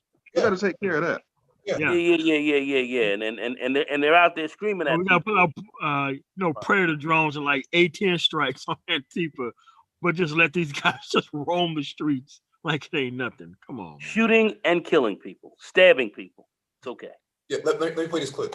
Movement. But you do have some movements that are pro-Trump and there's some that are anti-Trump. There's some that are independent. There's some that are Republican. So you can't just paint a broad brush and say that all militias are the same. Back in 2009, you started when you were at DHS to put this on the radar, that this is something that should be a real concern here. Recently, DHS had another opportunity to, in fact, even Donnelly ring that bell, but also increase the volume. Instead, they even changed the language to minimize it. What was going on there? My report was basically a warning to state and local law enforcement of the resurgence of anti-government groups on the far right, as well as white supremacist groups. And unfortunately, my warning back in 2009 went unheeded because it became political fodder in a battle between the Republicans who just came off of heavy losses and lost the White House, and using my report as a way to get back at the newly elected Democrats. But then you fast forward this year, Daryl, where resurgence of anti-government groups on the far right, as well as white supremacist groups. And unfortunately, my warning back in 2009 went unheeded because it became political fodder in a battle between the Republicans who just came off of heavy losses and lost the White House, and using my report as a way to get back at the newly elected Democrats. But then you fast forward to this year, Daryl, where DHS saw this as a growing concern, including a growing number of veterans coming into the fold potentially, albeit a small percentage of veterans, but still representative in this group. And DHS chose to bury it, or at least leadership did. What did that tell you? That tells me that this current administration lacks the political resolve to address this problem, which has been growing year after year for the past decade. Have you seen that these groups seem to be acknowledged or even encouraged by the president? I mentioned that Lansing situation where literally you had guys with AR-15s in front of cops that were just trying to enforce state edicts that were coming down out of the state, the governor of Michigan. I was shocked, thank God, that no guns went off in there, but it seems to be a powder keg ready to explode. How much is this further confused by the president interjecting himself and calling guys like that patriots? I'll tell you, Richard, I'm, as a 25-year veteran intelligence analyst, am shocked at what I'm seeing unfold this year. And the reason why these groups have continued to grow and recruit and radicalize under a Republican administration is the fact that the president has taken some of their platform issues and put them forth as policy, such as building a border wall along the south without any evidence of terrorists coming across the southern border, banning Muslims from traveling into this country. Basically, these things just play right into these extremist narratives. And he also, like you said, when the Michigan State Capitol was taken over and when they were holding anti-quarantine rallies in other states, he was egging them on his Twitter account by saying, this guy is the one. This guy right here on the left-hand part of the screen, where my mouse cursor is, he's the one that did the vlog before they did the kidnapping, or the kidnapping attempt. So keep that in mind. He's seen right here. Liberate Virginia, liberate Michigan, liberate whatever. And this encourages these groups. And this is the first time in 40 years that I've looked at this issue that I've seen them thrive under a Republican administration. And, I keep remember Charlottesville, where I saw some of the guys there with the torches, and there's good and decent people on both sides here. People are going to hear what they want to hear out of that.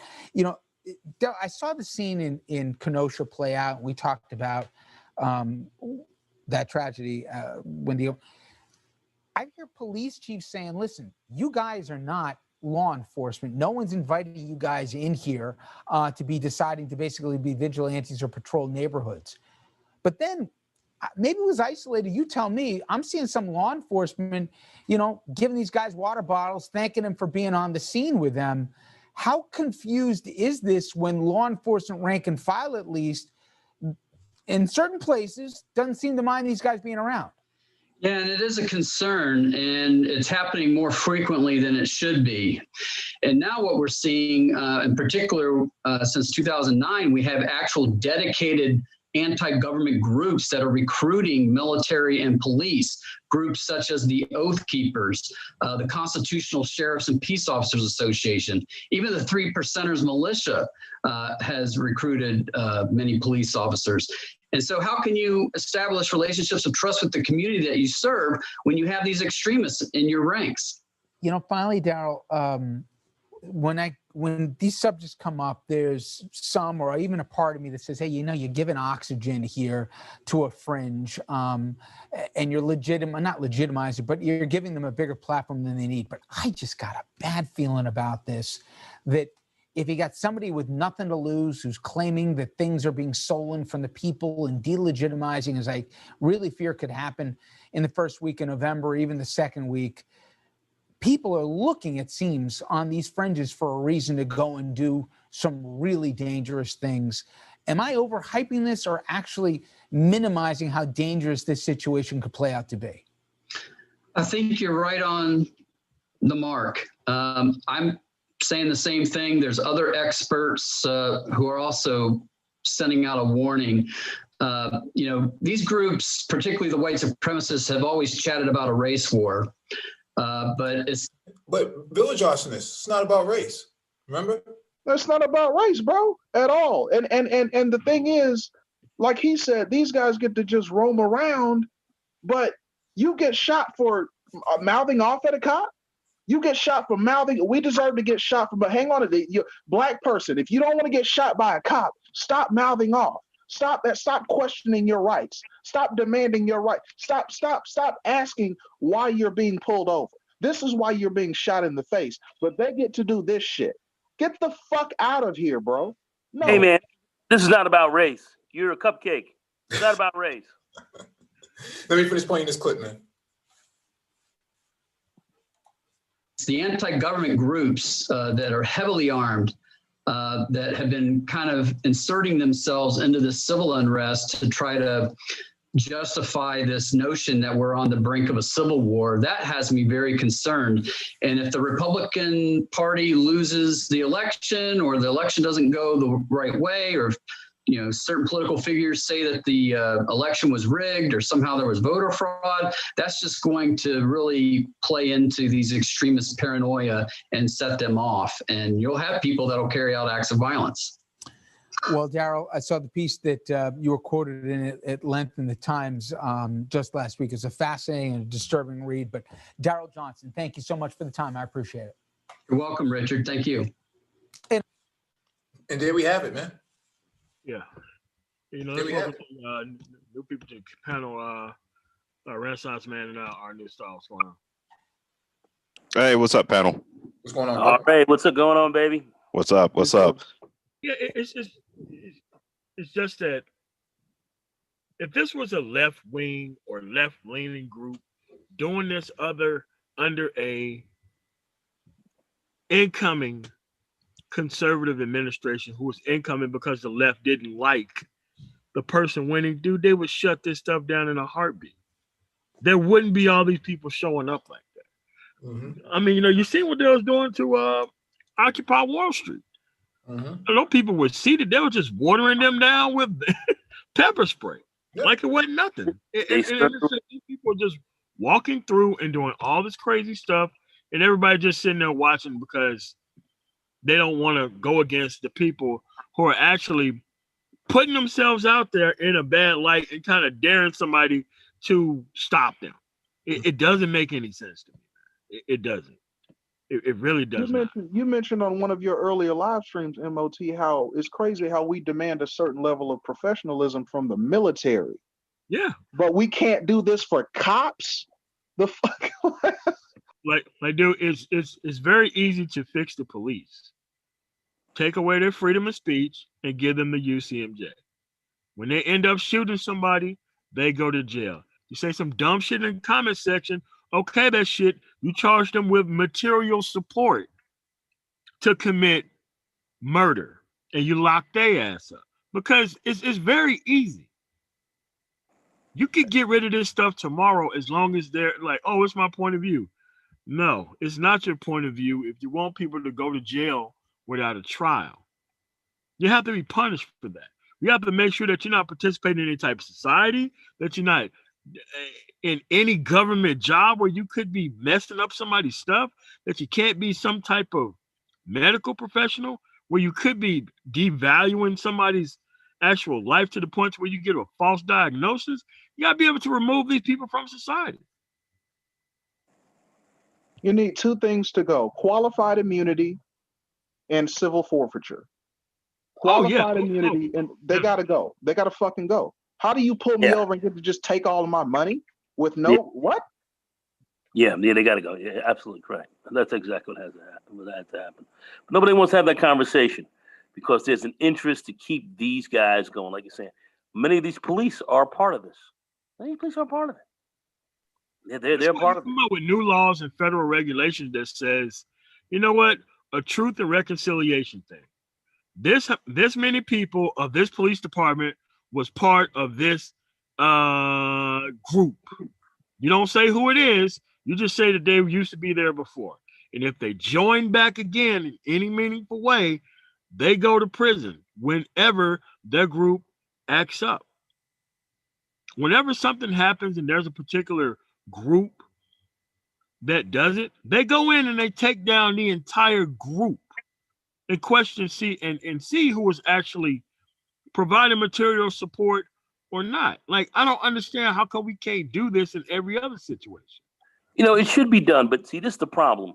We've let this thing go on for so long because when you go back to the earliest days of the police, if you will, and then you take a look at Klans members and others, white knight societies and all this kind of stuff, they were all part of the police. This has always gone on. This has never been stopped or ever been anything really strange to any of our law enforcement institutions for anywhere around here in this country, especially in the South. We see it here in the North. We see it here in the West. It is grown out from there, but it's always been a part of that. That is part of the history of this. That has been grown into your police departments. Just take a look at guys like Bull Connor and these guys back in the days in the 60s when you were literally fighting for civil rights. And you looked at the police groups and so forth, organizations that were grabbing people and bringing them to various mobs to be hung, killed, and destroyed. I mean, this is a big part of the DNA of the police departments here in this country. 2006. And it's always been a part. 2006 Republican administration, FBI report. Obama's not even a thing. You can't blame him. You can't blame the Obama deep state. 2006 FBI report came out stating we have a serious problem with white supremacist organizations infiltrating law enforcement agencies across the nation. 2006. Now, we've known this, of course, since the beginning of this. It's always been the case, right? Like you just mentioned, that's always been the case. But 2006 Republican administration. What's again Trey and all of these ABLs, these punk ass niggas, Brandon Tatum. Where you at? Where the fuck are you when shit like this is put out? What do you have to say? Wait, Village Arsonist, was that you who was debating Trey the other night on Prophet of Thought? Yeah, that was me, bro. No, good job. I listened to that today. Great way to deal with them.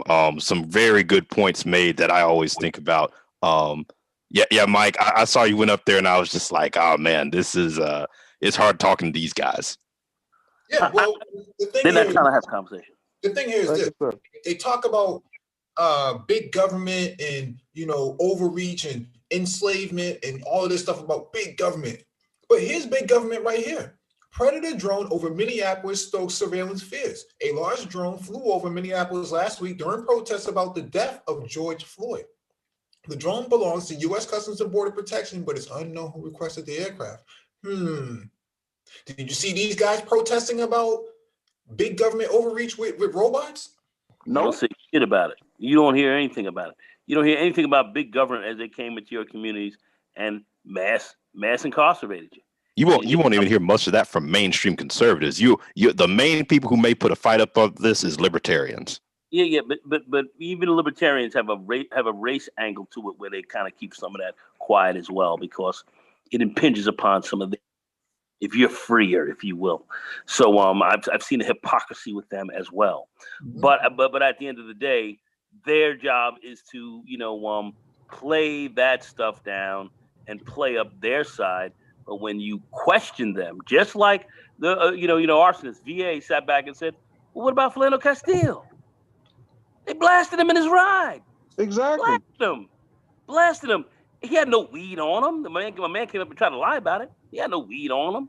They blasted him. Where are you guys not speaking out about that? I'm not trying to give these niggas part, trying to give me instructions on how not to get killed, bro. Because that, bro, if you look at that foot, he did everything we're told to do, bro. Absolutely. Every step, and he's dead. Yeah, but the argument is that he had a past conviction, so that justified mopping him up with holes, and he smoked weed. And he smoked weed. You got pedophiles in these militias, bro. You got and fellas, it had nothing to do with the militias, case when they pulled him over. When they pulled him over, this wasn't about marijuana or anything. It was about a taillight in the car, and he was in the passenger side. His woman wasn't sitting there screaming at the police officer. He said he had his papers. He went in to get his papers, and they got blasted. He did everything the cops wanted. I saw another black man in South Carolina. They ended up firing the cop. I think they may have put him in jail. I'm not sure. He told the guy, "Hey, listen, get your ID." He pulled out his ID. They go to his car and shot him. I mean, these are the kind of things that go on, but these people don't speak on this. Unbelievable. Go ahead, man. Yeah, let me finish reading this. Go ahead. You got it, Mike. Yeah. Mr. Meach, thank you for that 199 super chat. He says, we now see a surfacing of how things really work.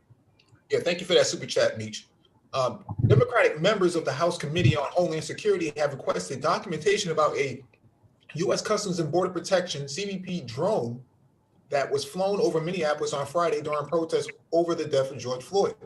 The request came via a letter yesterday to Chad Wolf, Acting Secretary of Department of Homeland Security, and Christopher Wray, Director of the Federal Bureau of Investigation. Cited concern about constitutional rights of Americans and asked for all documents referring to or related to the deployment of DHS employees and assets, including Customs and Border Protection employees and assets, to respond to protests. Constitutional rights, man. That's what's going on here. The CBP drone was identified by investigative journalist Jason Palladino on Twitter as it flew over Minneapolis at 20,000 feet.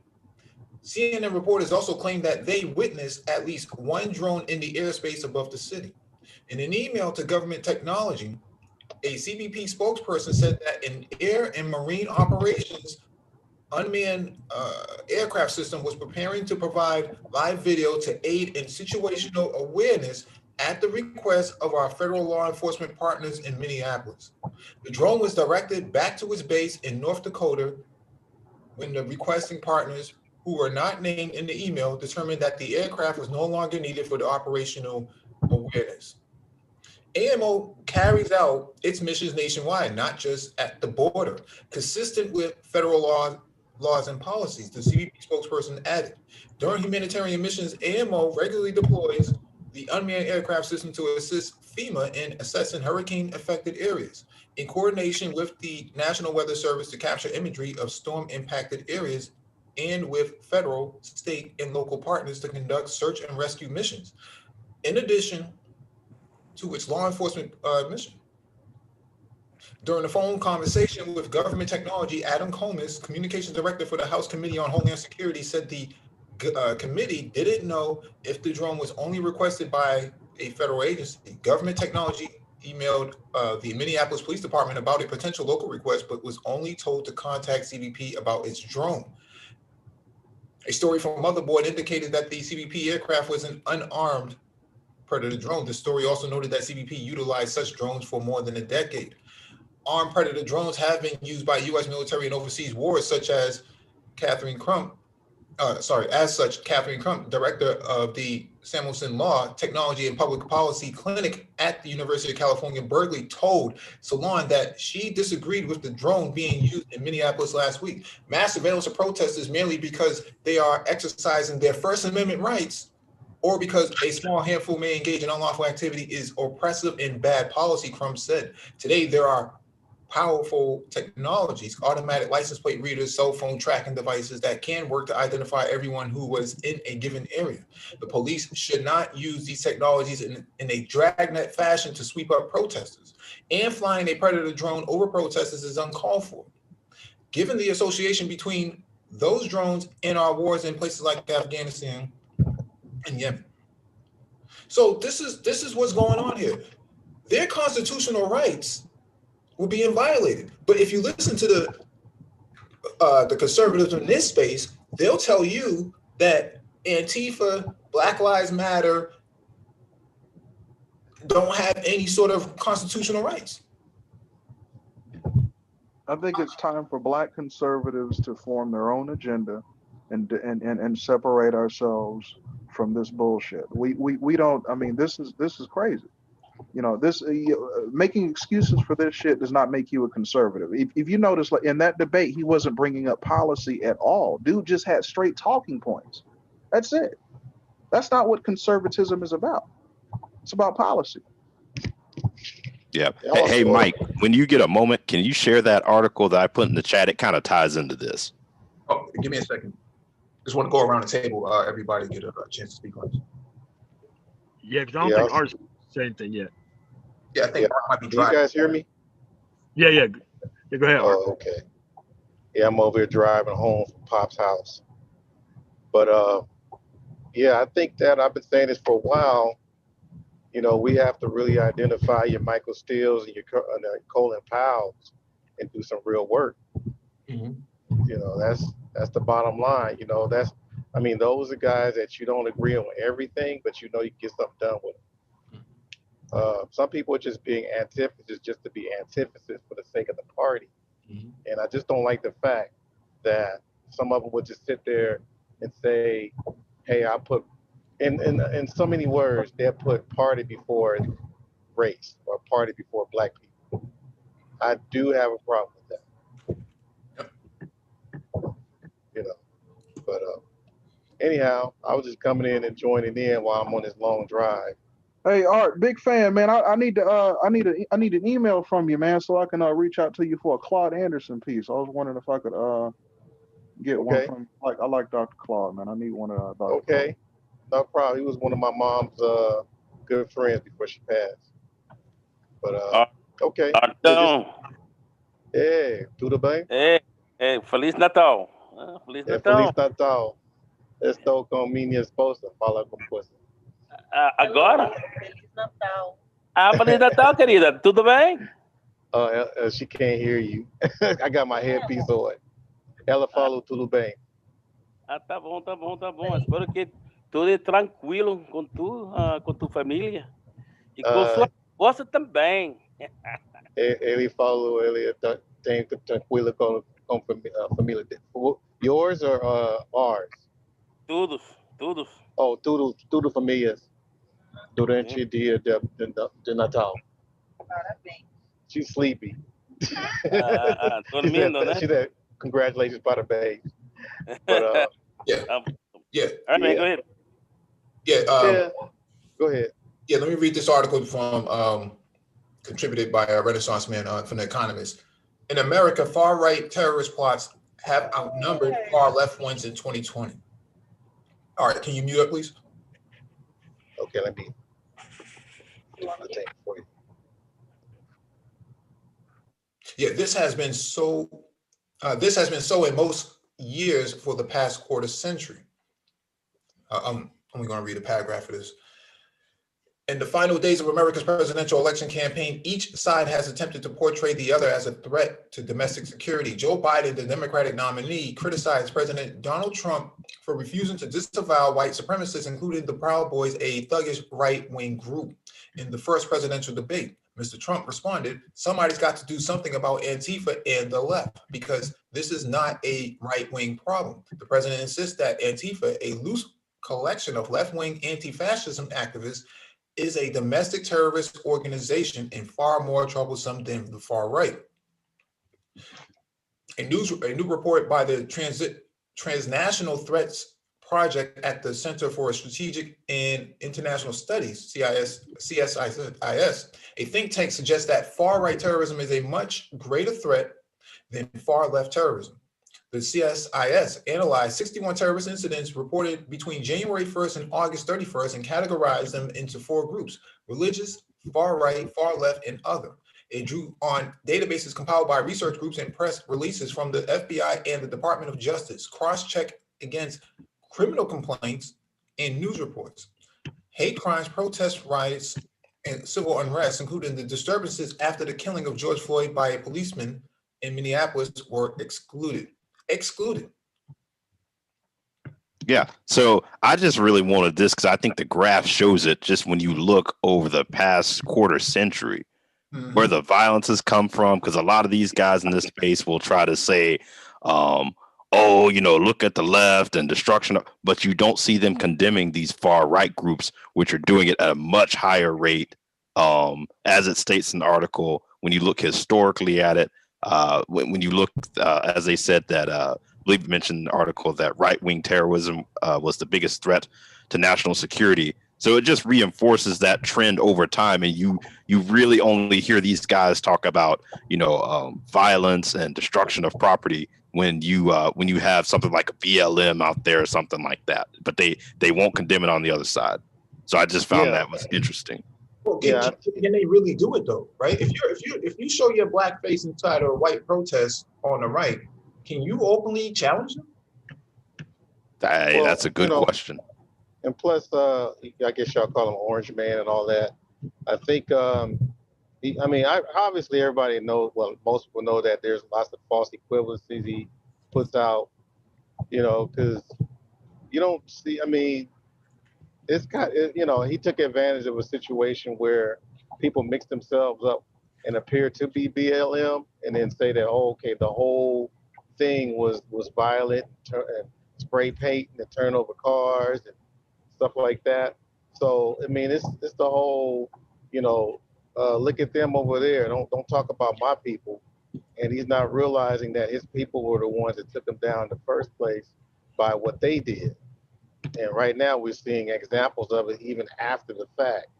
So I guess what they say, be careful what you wish for. It's coming down the pipe. So no, Grandmaster Jay brought this up months ago. Back in summertime, he said himself, the reason why he doesn't align himself with these other groups on the left is because you don't know who's who. And see, I heard that on, I heard you, Village Arsonist, on TPOT pointed that out to them, to Trey, that, hey, why hasn't any of these far right groups stood up and said, hey, we have a problem, what happened to Grandmaster Jay? Because they don't want us with guns, bro. This is about race. Get the fuck out. You're not about to tell me it's about race, dude. That we don't see color. Fuck you. Yes, you do. You do not want to see hundreds of black men and women marching down the street in all black with semi-automatic rifles. There's something in your little white man chest that does not like that shit. I know it. You know it. We all know it. Get the fuck out of here. You're not about to tell me it's not about race. Oh yeah, if you just look at Stone Mountain, Georgia, when they were at Stone Mountain, Georgia, and they came out strapped like motherfucking bamboo, not one of them gray boys showed up anywhere. All right, those guys, them niggas, like you just mentioned, got tight. Like, where the white boys at? They should be checking these niggas. That's where they got. Even the cops fell back. Even the cops fell back. The cops fell back and said they was 200 and something of them. It was about 15 of us. We let them talk, and they were peaceful, and they left. That's what they said.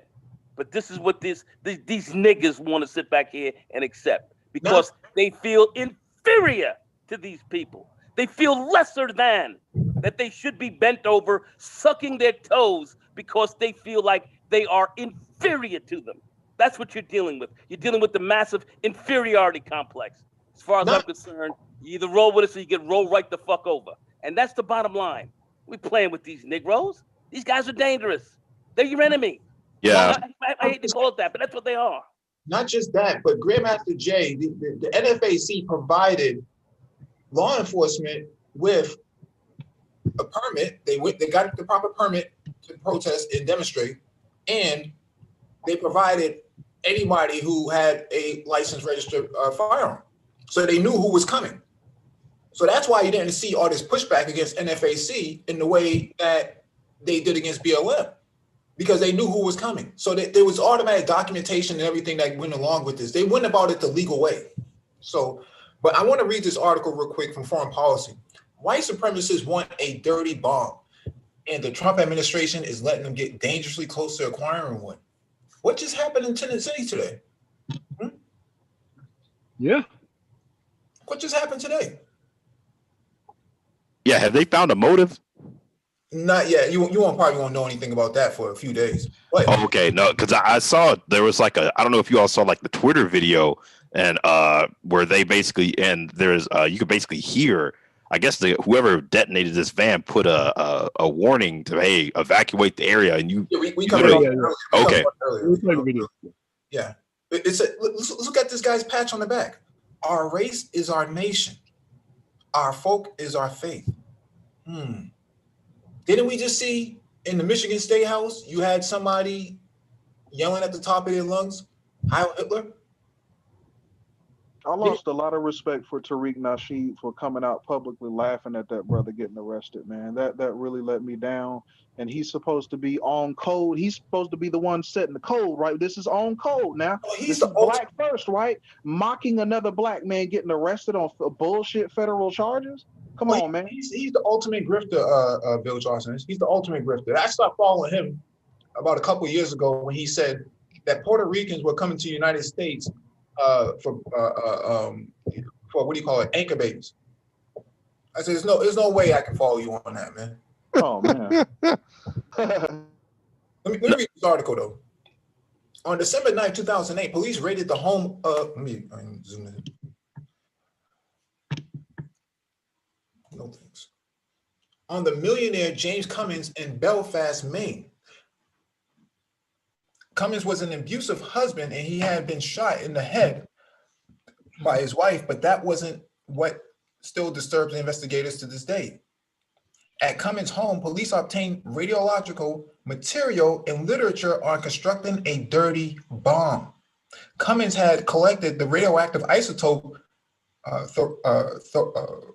thorium-232 and depleted uranium, the latter of which he bought online.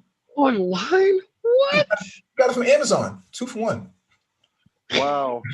Amazon Prime got it to his house next day, along with the materials necessary to build a conventional explosive.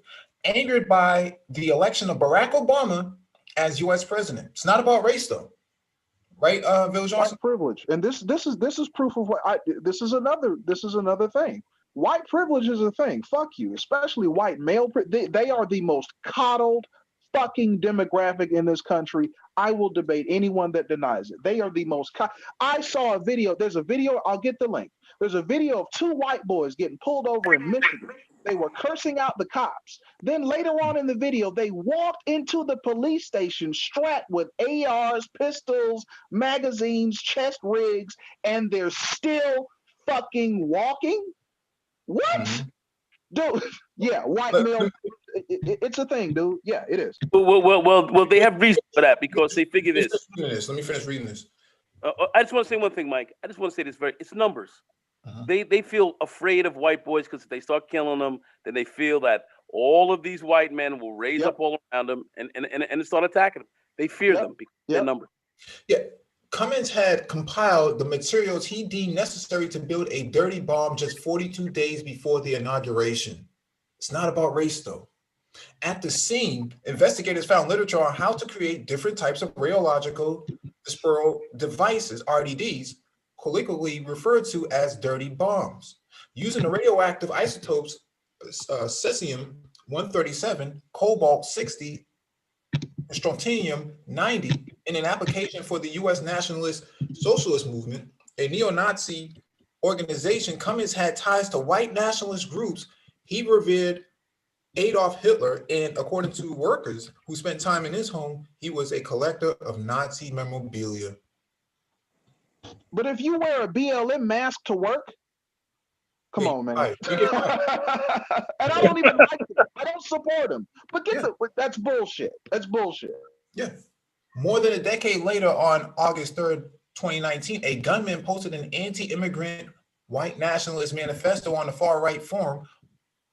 Walked into a Walmart on the east side of El Paso, Texas, and opened fire with a semi-automatic rifle, killing 22 people. There is no longer any question of whether the country is facing the rise of domestic white supremacist terrorists. The question is, how far would they go? While the United States has been focused on the trafficking of nuclear and radiological materials abroad, experts at the Nuclear Threat Initiative, NTI, have argued that the threat of dangerous radiological materials being used in America's own backyard is just as serious. Well, Iran, we got to have that JCPOA, right? Trump ripped it up, says we're walking away from this. Iran is going to get the bomb. No, it's your man's over there. Your man's in them. Your man's in them got the bomb. That's who got the isotopes. It wasn't the Iranians all this time. You killed their general. You killed their head scientist. But this guy's sitting in Belfast, Maine, chilling, eating lobster with isotopes. Off Amazon. He got the shit off Amazon. Amazon Prime next day. Yeah, it's gonna get worse too. Once these guys really realize that Trump's gonna have to leave office, now they're selling that whole January 6th and people are gonna, challenge the Electoral College and all that. Once that really hits them, you're probably gonna see another spike in this. Mm-hmm. Hey, Trump already said, "Come down and make disorder." He called them out. Yeah. I mean, come down, down, and to bring disorder. This is what these guys are afraid of. They understand a black man can have a 1 million man march and have nothing happen. When these white boys are saying, "Bring out a 1 million man march with them," they are coming to destroy all kind of shit. And a lot of people don't have a problem with this. I mean, you had 106 senators to sit up and say, "We're ready to scrap the system." I mean, this is where these guys are really coming from. People don't seem to understand what's really going on here. They don't seem to understand it. I mean, you even have some white boys starting to stand up against some of this, all right? But at the end of the day, these savages that are running amok in these streets that they've never put a check on for the last 100 years, 150 years, since the Civil War, they've never put a check on these guys, never put a check on them. These some bitches are figuring we can come in here and do something. We can come in here and do something. How can you walk into a town and tear the joint out the frame and not have literally the National Guard on you? How can that happen? How can you walk into a police station strapped like bamboo and these guys not fucking perforate you with a 1,000,001 holes? How is this? No, but think about this. No, think about this. George Floyd was accused of using counterfeit currency. No one's been able to verify this. And there were people in this space who aligned themselves with 45 saying he got what he deserved. Got what he deserved. Said he was a criminal. Said he had a criminal record. He was on drugs. They come up with all this. I had to cut a friend off because of this. I said, I can't deal with these fucking niggas, with these shines anymore. I can't deal with them. Wow. I don't even want to be friends with you. So when I start hearing this, you're the enemy. You're just the enemy, because that means you don't have my back. There ain't no way you got my back with that kind of. No way. I can't roll with you. And I wonder if they're okay. Well, I'm quite sure they are, but just speaking out loud, if they're okay by saying stuff that white folks want to say, but afraid to say in front of people that know that stuff is wrong. I mean, they go in hard, and they know that if white people say that stuff, it's a wrap. So they're being used as tools. But they bring these shines out, as I said, as their cover. But here's the thing. They're doing this on YouTube. These guys couldn't even go in the mainstream media and say stuff they're saying. I mean, you saw what happened to Carson when he said, what did he say? Not slaves were immigrants, but he was defending one comment, and the White House came out and said, it wasn't slaves were immigrants. White House even came out and said, hey, we can't support that. That's too far for us. So Ben Carson, yeah. Ben Carson was out there saying that craziness.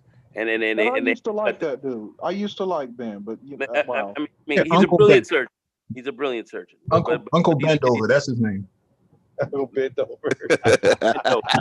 Bendover Carson. Yeah, man, but these guys are walking around with massive inferiority complexes. They talk about masculinity. They have submitted to these guys and bent over to suck their toes. They've submitted to them like bitches. And they're sitting around here talking about their masculine men, where they have submitted to these people. They have submitted to have nothing to do with conservatism, period. Kissing white ass, period. I'm not trying to hear that bullshit. That's what it is. They've submitted. They've submitted. So that's what you're dealing with an inferiority complex. Walking around, but yet they, like the Mzungus, got their guns trained on you. Yeah. Let me finish reading this. The budding nationalist, white supremacist terrorist movement in the United States is no different. Considering the case of the all-American Nazis, 4 neo-Nazi roommates lived together until one of them converted to Islam and shot 2 others for disrespecting his religion. The double homicide shed light on an organization called Atomwaffen, German for nuclear weapons. Yeah, I saw that. They've been authors. the convert to Islam described Antiwafim as a terrorist group that had 60 to 70 members nationwide and planned bombing attacks against attacks on synagogues and nuclear plants. Brandon Russell, the roommate who wasn't home at the time of the argument, had been collecting thorium since the 10th grade. These are not isolated incidents. In 2004 and 2013, the FBI arrested 2 white supremacists interested in acquiring and detonating a dirty bomb. Moreover, these are not lone wolves. They are a part of extremist network bound by white supremacist ideology, far-right hate, and online indoctrination. We see that in this space, right? Yeah. And there is no shortage of evidence that they want to acquire their own radioactive weapons, and they want to use it on brothers. But yet the brothers who are giving these guys cover are sitting here literally planning in some respects their own demise, and these guys are sitting back for it. These guys are conservatives. These white conservatives will talk about gang violence in Chicago, though. They'll talk about that. What about Chicago? What about Chicago? They'll talk about it all day. But the anti-Wafim, what Mike was just bringing up, Frontline has did a documentary on that just a couple of weeks, about 2 or 3 weeks ago. You can go to frontline.org and watch that episode, and it'll go into some detail about what these guys are just talking about, and the killing 17-year-old kid who killed these other two, and what these guys were up to in the whole game. And it's pretty frightening. But yet this is what's going on, and these people who are sitting here in these spaces that you're having debates with back this kind of stuff up. I refuse to talk to these people. Yeah, Nego. And I saw that documentary with seeing the crazy old man that worked at Kmart at the end. Yeah, it's at Kmart, and said they couldn't find this guy for years, but then in the end, he seeked them out to sit there and talk to them. Yep. And then he sat down and talked to me. You saw that? Yeah, RM, you saw it. You know. I was like, this is nuts. And the guy at the end was like, yeah, if it happens, I don't want to be associated with him, but more power to him. Like, wow. More power to him, because he realizes he's being tracked heavily, so he can't come out and speak all out about it. No. But here he is saying, I give total support to this, and I will give cover to this, and this is what my game is about. And these guys are not walking around rich and have a lot of money. These are poor ass white dudes running around, but they are dedicated to a tremendous amount of horrific violence, and they do not like you. They don't like you, man. But they'll use the shine. Go ahead. These black liberals are crazy talking about taking my guns with motherfuckers like this walking around. Fuck you. Yeah, radiological material. We got to stop those Iranians. Those Islamists over there. Those Iranians. Ahmadinejad and Ayatollah Khomeini. We got to stop those guys over there. We got to go to war with them over there because they got nuclear weapons. Saddam had nuclear weapons. He had fissile material. We got to invade. What about these guys over here? What about your mans in them up in Maine, up in Belfast, Maine, chilling, ordering radiological material? Radioactive material. Ordering radiological material through Amazon, getting Amazon Prime. 2-day shipping, 1-day shipping, same day. You got black people going, yeah.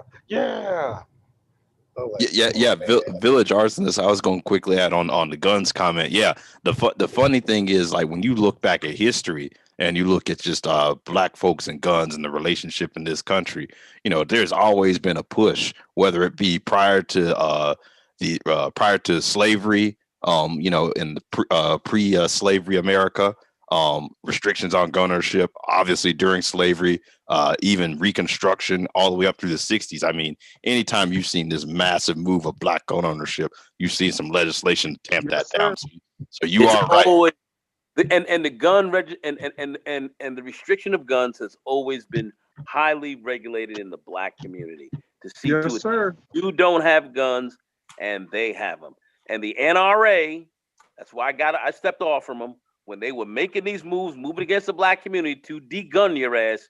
Yes, sir. Not one time did the NRA step up to speak out against it. Nah. But I'm supposed to send them money. I'm supposed to send the NRA money.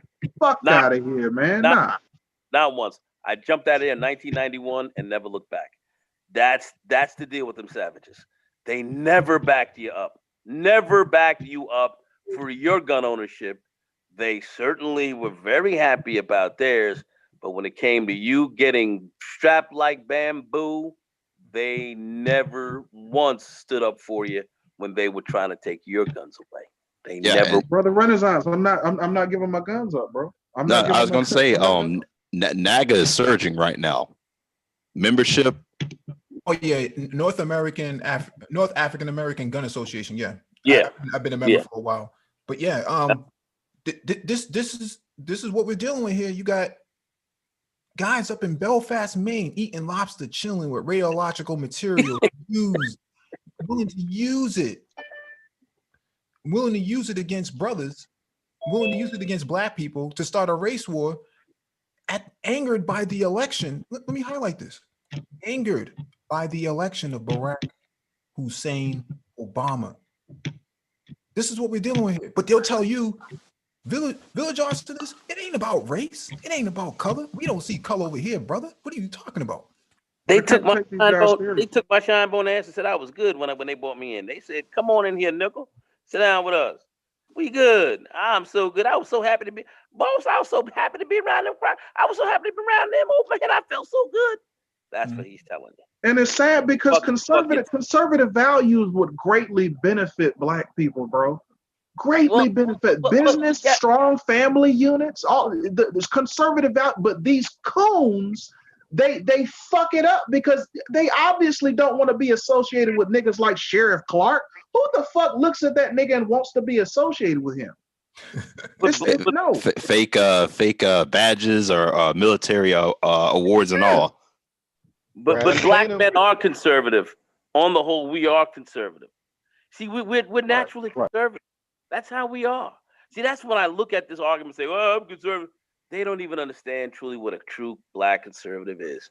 Most black men and most black men sitting right here are conservative.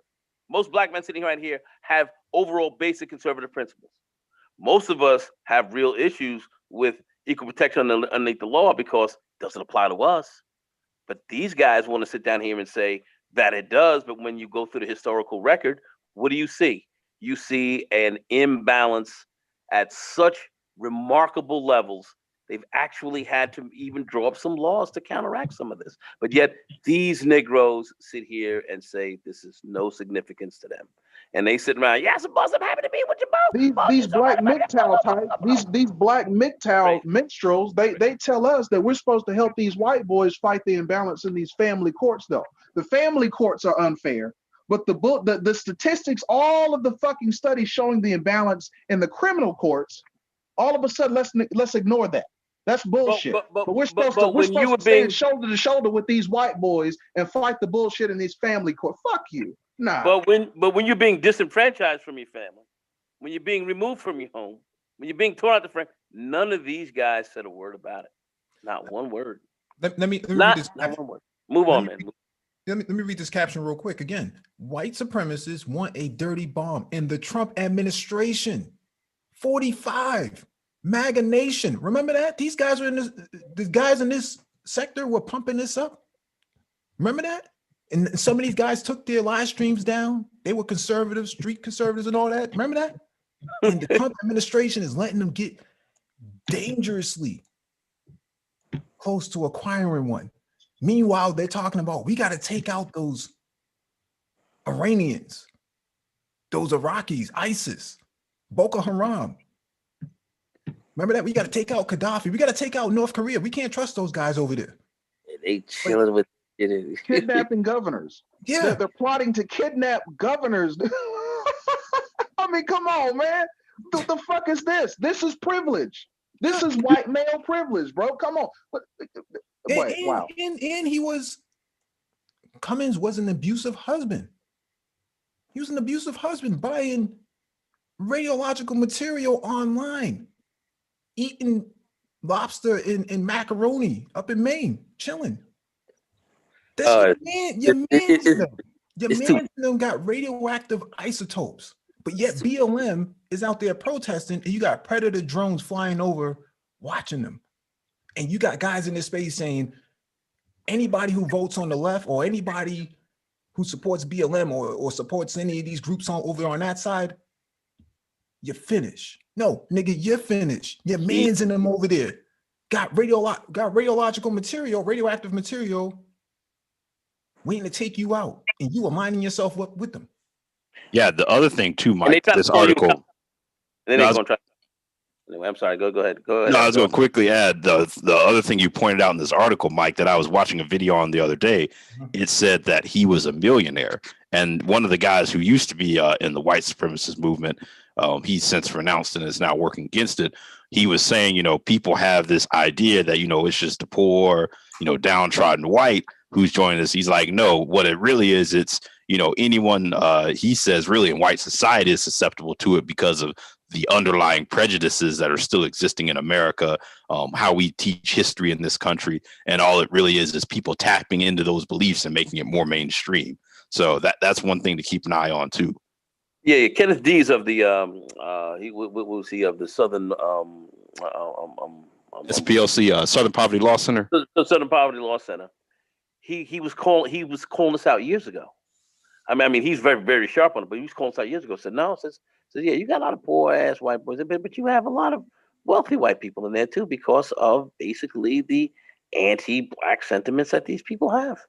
This is why you cannot ostracize your elite blacks, dude. You cannot ostracize your business class blacks, your politics. Now the coons, yes, but brothers like Robert Smith, I mean, he should be praised.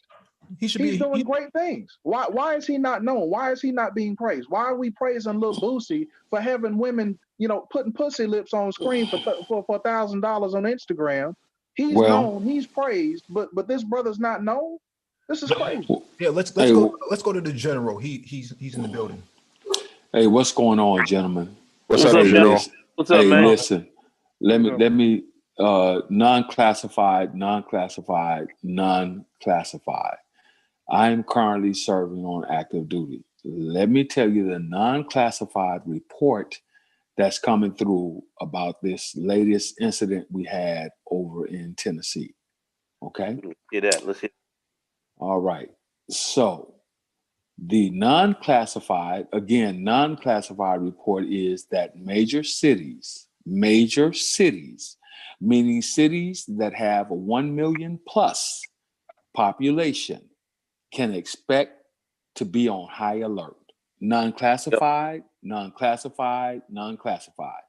Did you hear what I said? There you go. Major cities that have at least a population of 1 million plus can expect to be on high alert. This is coming because of the latest trend with our politics in this country. The whole deal surrounding the Trump administration, and the whole deal with the election being fraudulent. This is why these things are happening. Again, non-classified. You can look it up online yourselves. We are in a position in this country. It doesn't matter whether you're black, white, Mexican, the lower 80% of the population. I say again, the lower 80% of the population, which means that you have the upper 10%, the 2%, and the 1% that they're trying to save, okay? Everybody else fits in the lower 80 percentile of the population, all right? Which makes up the what? The majority of the people who vote in this country. You understand? 80 percentile. This is where I say, from what I understand and from what I know, my little futile fucking relationship with politics in this country, this is why I will say, and I will continue to say, what I know. It's the illusion of inclusion. This has been happening ever since the voting in this country under the current system that we have, under the current the way that the votes are tabulated with the Electoral College, it's all an illusion of inclusion. They knew that this was going to happen prior to the Obama election. Actually, it goes back to prior to the Clinton election. You guys have, and I know you guys understand it because I listen to MOT and his politics, and I listen to other brothers in their politics. A lot of these guys do not understand how politics in this country works. This is why we've had this whole scenario of we got to go to the Electoral College, and then we're going to bring everybody in, and the Senate and the House and the Congressmen and the Electoral College, they're going to vote and figure this whole thing out. It's the illusion of inclusion for the average American here. Your vote does not actually count. Let me say this again for you.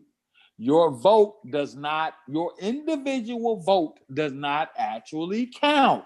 It goes to the Electoral College, which have anybody seen any identification of who's on the Electoral College? That's a question. I'll wait. Yeah. Yes, I mean, well, they are electors, and what they do is they actually vote with the will of whatever the people was in the state. There was a Supreme Court decision at the beginning of this administration that actually stopped actual rogue counties from voting other than the actual people's interests of the state. Some states have this split thing going, and some of them, and most of them don't. I think we're down to like 2 that's left. I looked over all the Electoral College maps. It used to be a hell of a lot more than that, but some states moved from the split vote. Now we're just down. I agree. Now, I want you to name me one person that's on the Electoral College. I don't know. It doesn't even matter because we know what the states are that won. So Right. it doesn't matter. We know what the states are. So again, let's go back and let's look at it. Why do you have swing states? See, I was a political science major when I went to college. The general. The reason why you have swing states because those states are most competitive. There is no aside to that. But we need to move. I agree. So even in states that are considered to be swing states, and the reason why they're swing states is because those states get to say, regardless of how the state voters vote, we still can trade based upon how we feel what's best for the country. Well, let me say this right here, in which I much have to debunk. You say your vote does not count. Unfortunately, General, I'm going to have to say that is a patently ridiculous statement. Now, the reason why I say now, the only reason why I say that, please hold it, because I'm not breaking on what you're saying. I think it's ridiculous in this respect that our votes hit so hard in this election. It counted so much. That's why you have the problems that you're having right now with the Electoral College, and actually they're trying to actually make a move to try now to get the Congress and the Senate to overturn the vote there. It's in Georgia twice to stop new people from actually signing up to vote. And Georgia is exactly correct, because I got 2 fraternity brothers right now who are working for Warnock, who are brothers who I went to school with, who are directly working in his campaign. Warnock, he himself is an alpha, and they're going hard down there right now, and they are actually trying to stop and suppress your vote there. They tried it first with reducing the amount of polling stations that you actually could vote at, and then they had to increase that a little bit. And then they're also trying to disenfranchise people's votes, just not Black people, Asians as well. Asians as well, because Asians are a big part of the voting public down there. So anybody with a last name like Chang or Singh or something else like that, they're knocking them off. They're knocking them off the ballot because they know they're going to be voting with you as well. So they're trying that. So quite frankly, the reason why we are having these problems because of four major cities. We're talking about Milwaukee, Wisconsin. We're talking about Detroit, Michigan. We're talking about Philadelphia, Pennsylvania, and we're talking about Atlanta, Georgia. See, that's why we are here right now where we are, because our votes have counted terribly in their mind. What should Black people as a collective do? They should be. Because of this threat. What should we do to prepare? We should be well, I was going to say in general, for politically, you have to have people who are more engaged in voting. I mean, if we're going to have have as big of an influence in the Democratic Party as we are right now, we've got to consistently turn out to vote. I kind of have to push back on our votes don't matter. What you saw in this last election was, voter turnout that was the highest it's been since, I believe, like 1908 or something like that. The fact of the matter is, a lot of times you have roughly half the electorate that doesn't even take the time to vote. So, I mean, if our community took the time to, be engaged and study the policy, not just vote, but study the policy, do what makes sense politically and follow the policy and follow through on voting and making sure these campaigns are well funded, we could get a lot done. Yeah, exactly correct. And see, and that's the problem. So your vote doesn't count. I think that's a patently ridiculous statement, especially what we're seeing going on right now. And then hold on, let me finish. This says okay. Well, I just joined the panel. I just wanted to give some rebuttal.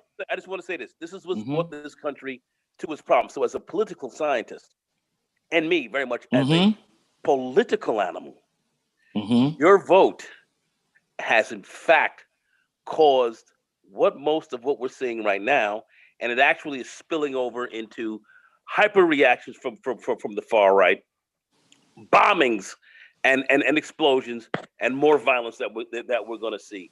They tried to overturn the vote from 4 basic cities that I've just mentioned to you that turned this whole son of a bitch around. Yeah, they realize they're losing power. That's why you're getting the reactions you're getting. That's what they're trying to stop, and they're willing to kill you for it. I'm done. So that's what you call second and third orders of effect. All right. The next thing is, here is what you have to understand as someone who 20 plus years ago studied political science in college. This is what you have to understand. So when you talk about the numbers, let's look at the numbers. Do you believe that 13.7% of the United States population can make an indent against 68% of the population? Depending on where the population is, yes. Jewish community. Or I was going to say, look at the Electoral College. If you're in the right states like Texas, California, New York, absolutely. That's all that swing states for housing. So what you have to do is, as a political science, you have to break down the percentage of Black people who live in major metropolitan areas such as Philadelphia, New York, Dallas, Ohio, Atlanta. You have to break down that number. What political science is this you study? You're talking about? No, I don't want us to go down that path, because we're talking about. I'm not trying to go down that path. We're talking about the bomb going off in Tennessee. We're not talking about. Okay. The Electoral College or anything like that. So what I would tell you is that this is the beginning of what's to come in America as far as how it correlates with politics. How it correlates with the political world that we're in. You can get ready, and I've sat in briefings and meetings with the U.S. Army garrison, and this is nothing new. You're going to see before February of next year, you're going to see a couple of other major incidents to come around the country. The reason why I tell you this is because there are already contingency plans set in place for places like Dallas, for places like the DFW area, for places like Baltimore, the metropolitan area of Baltimore, New York. You're going to see some contingency plans from the Department of Defense set in place because of this latest incident that happened. I'm just, once again, non-classified. Mm-hmm. Well, we've already talked about here, and Mike has gone through it, MOT and others. We've already gone through various attacks that have been happening from the far right that have been escalating. It's been escalating for a while, and we're starting to see it ramped up even more here. During the Trump presidency, and what we're seeing happening now in the aftermath of his loss, and what we are anticipating seeing coming up in the weeks to come. General, we've I already really covered appreciate that. you bringing And that. General, I really appreciate you bringing that information. By the way, bro. Really appreciate we definitely do. We definitely do. But, Well, the we only expect thing, more violence. We certainly do expect. Oh yeah, I can tell you because that part is not non-classified, but I can tell you that there is definitely a contingency plan set in place for most of your metropolitan cities of 1 million plus around the country. I will tell you that, and that's as far as I will go. The other thing I will say too is you have to take into account that under the Trump administration, funding for investigating and tracking this type of stuff through the DOJ has been cut. Trump put that money towards focusing on quote unquote Black identity extremists. So that's another thing that's allowed this stuff to manifest over the past few years, that, with a new administration in office, you can refocus and sort of take a more proactive stance on this stuff again. But Nagon, you made some good points earlier about them ignoring these guys infiltrating police departments. I mean, I asked MOT what he felt about militias. What do you think about militias? Are you against militias yourself? Who, me? Yeah. No. I'm certainly not. I'm certainly not against militias, but because there may be periods of time when you actually might need a militia. Where you actually might need one. I mean, we do have them built in, but you actually might need one. My view is certainly if you're operating within the letters of the law, and you have the law is states that you do have militias that are already formed.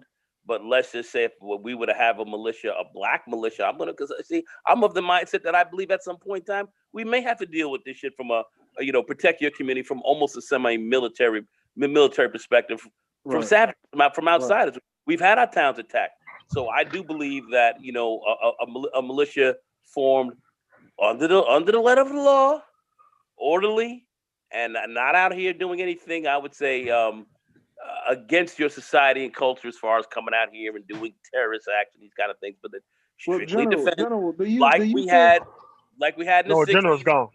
Okay, gone. like we had in the 1960s. General's here. I just want to say. Yeah, I'm still here. Yeah, I just want to say, like we had in the 1960s, where we had Black people who were, especially when you had the Night Riders running around, you had the Klan out there tearing folks out the frame, voting rights and all that. Then Black people formed their own, neighborhood groups, and their own councils that drove around, protected themselves. People were armed, and they were basically, protecting their community. I believe you have a right to do that, and if you need to form somewhat of a militia to protect yourself, I'm all for that. So I'm not against that. Okay, what I'm against is forming a militia for me to come out here and become a terrorist group and do terrorist activities like these guys are doing. Yeah, go ahead, General. Anyway. Well, General, do you think they trace or tag Black veterans specifically? Like the government, do you think they watch them like Black veterans?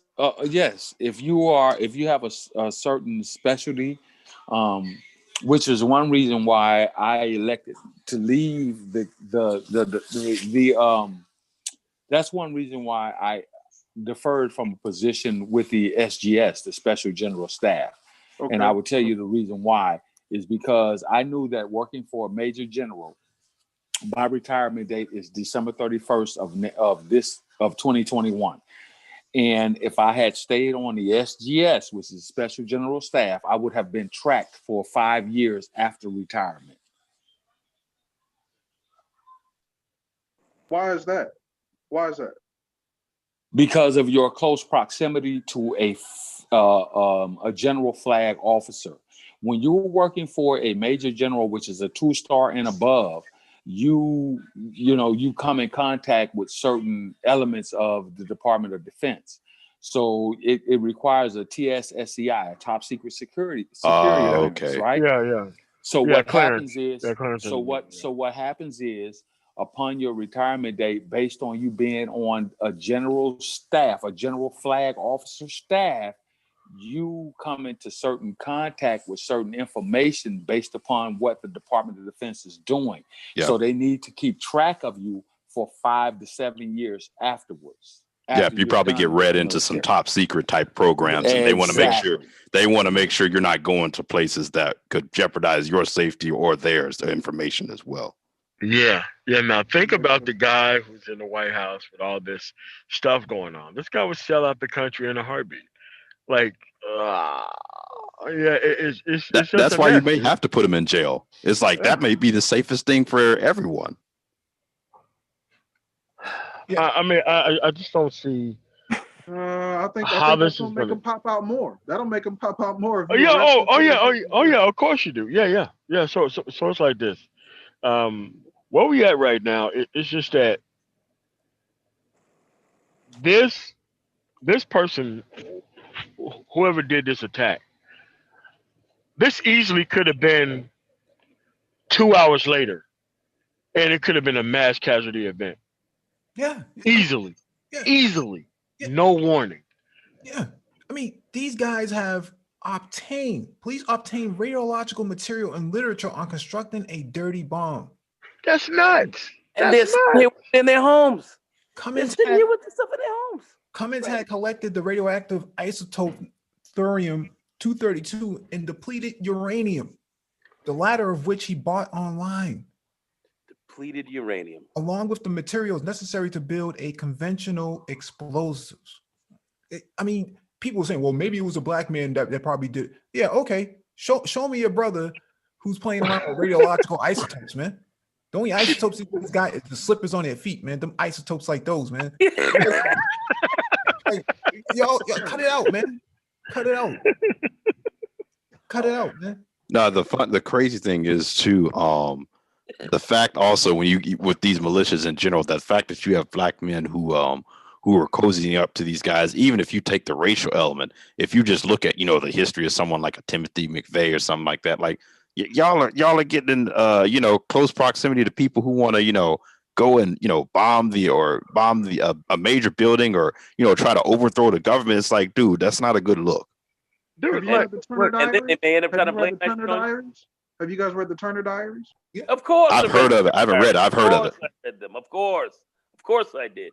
Read that That's shit what back- inspired Oklahoma City. Read that shit 15 years ago, at least. Of course. Your man's in them. Angered by the election of Barack Obama as U.S. president, Cummins had compiled the materials he deemed necessary to build a dirty bomb just 42 days before the inauguration. How many days away are we away from the inauguration, man? Roughly about 30. Oh, sounds about right. 20, Yeah, but this is where we at though, because if you don't like what are we gonna wait for a mass casualty event of like a Oklahoma City to go off in 3 cities, 6 cities, 10 cities before they start taking these people seriously? Unfortunately, I think that's how delusional a lot of people in America are. They're not taking this stuff seriously. The material he had was enough.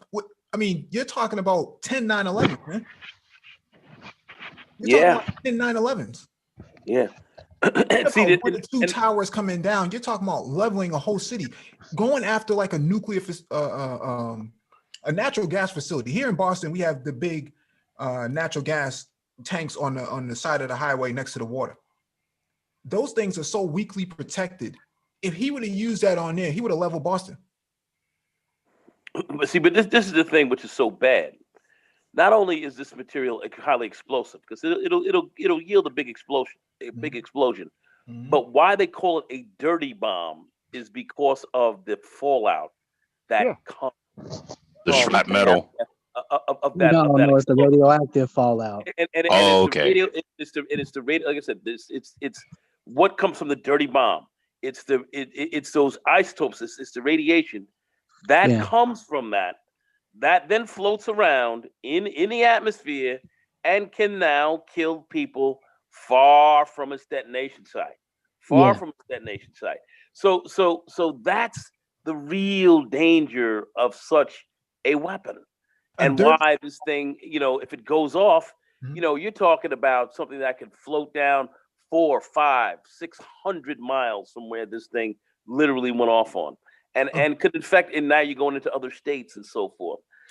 These are exceedingly dangerous weapons.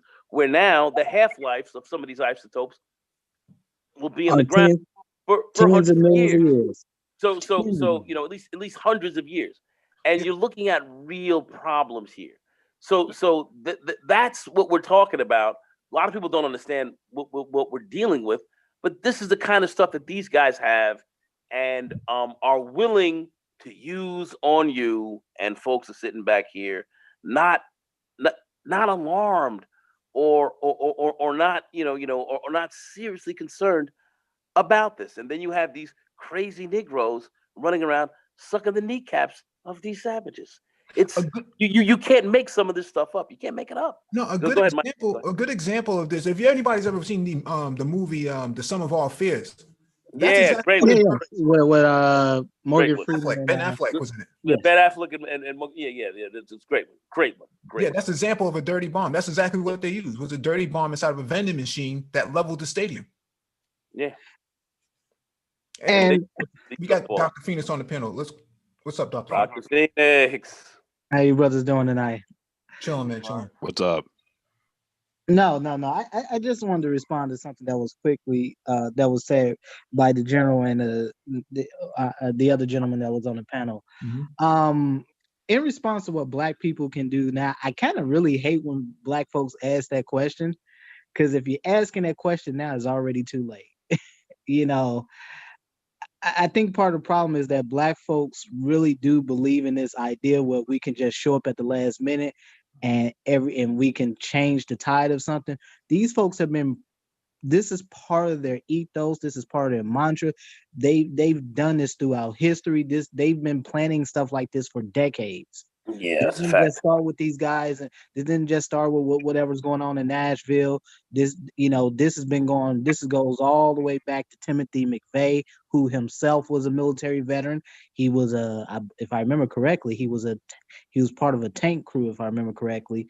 But again, we have seen this repeatedly. And to answer the question about Black veterans get tracked. Yes, they do. Especially if you were in very sensitive position, as the general was talking about, being SGS. Those are division level assignments. I used to be in a general surgeon's office. That was my first assignment when I got to my first duty station. I was in a division surgeon's office. So you're in that G3 G6 area. And so yes, you're in very sensitive area, and you're around a lot of sensitive material all the time. And so folks get tracked. And again, if you have very specific skill sets coming out of the military, those folks get tracked pretty heavily. So folks that were involved in maybe NBC type training. Oh, especially all special forces people. Yeah. A lot of folks that were involved if they leave, forces, but a lot of those people go back in some other capacity. But yeah. And so yes, you do get tracked on some level. That's always been a concern with that was sort of why they didn't want back in the 1940s, World War II, and going back to World War I, not wanting Black men to fly planes and shoot guns and stuff like that because of fear what they would do with that knowledge.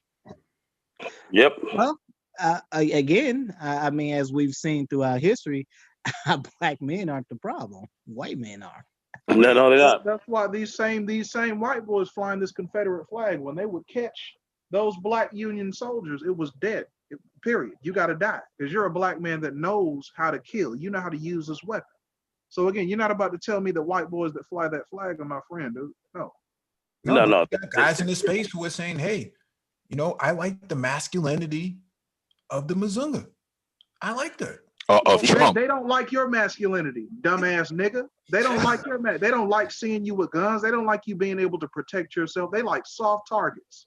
I was gonna say that's the reason why when you're in school right now, you don't hear anything about the Haitian Revolution. That whole event especially freaked like slaveholders out. that was something they had to keep under wraps. They never talked about that. Or I'm going to ask you. Plant I'm the going to ask you guys seeds of one quick question. revolution in the mind. You can't do that. I just want to tell you, ask you guys one thing. Can anybody here tell me what a colonial marine was? I'm gonna leave it at that. A colonial marine. I'm gonna leave it at that. I'm gonna ask if you know if you know what that was. They're not gonna teach about that Haitian Revolution, bro. They don't want to hear that. Nope. Niggas standing up for themselves and they won the French Empire. What? The British too. Nah, they're not defeated the British. Well, again, I mean, if anyone ever studied what was happening during Vietnam, you've heard similar stories of Black service members in Vietnam who actually were killing white service members. So, I mean, these stories are not uncommon per se. So, I mean, you've had there are instances in history and in prior conflicts where you've had Black service members who were actually at odds with the very folks that they were deployed with. Oh yeah, I'll never forget hearing the story. I recently heard about this. I believe it was World War II. There were some Black soldiers who were hanging out, and I believe it was France or somewhere, and they were being accepted, very much integrating with the French people, and the American soldiers couldn't deal with it, and you actually had a full-on riot, and I don't know if people got killed or not, but they had to kind of cover it up, but it was just like you saw like the whole craziness of two people who were supposed to be fighting on the same side, fighting each other in a foreign country. Yeah. Well, I just want to say very quickly, the Black colonial Marines were Black ex-slaves fought for England. Because they said that you were going to have your freedom, and that's going to have the freedom. and they fought on the side of the English, and damn near turned the tide of the Revolutionary War. They were so savage. Even John Adams and them said, "Listen, what are we going to do if we have Black troops like them fighting against us here again? What we're going to do with it? What we're going to do with that? Because these summers almost took us out." You never hear the colonial Marines. I respectfully disagree with the notion that it's too late, dude. Because right now everyone's getting tribal, dude. Every other group is circling the wagons right now, and I don't think it's too late for like-minded Black people to get together. Yes, we have stupid niggas within the community, of course, and that needs to be called out. The cancer within has to be carved out first, if any progression is to be made. But to say that it's too late, I don't agree with that. I agree with you, and I thoroughly agree with that statement of the cancer has got to be carved out with any cancer, with extreme prejudice.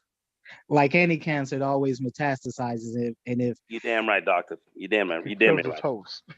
But here's the fundamental problem. It's not just the fact. I can care less about what dudes talk about online. I'm gonna be really frank with you. I can care less. I don't really listen to the vast majority of that crap.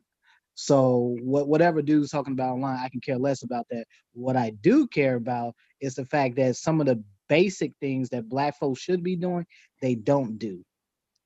Any Black man that is listening to this broadcast right now, that is on the internet or whatever, and you have a family and your children do not know how to use a weapon, your wife or girlfriend or baby mama or whatever the hell you call her does not know how to use a baby weapon, you have failed them. I must agree.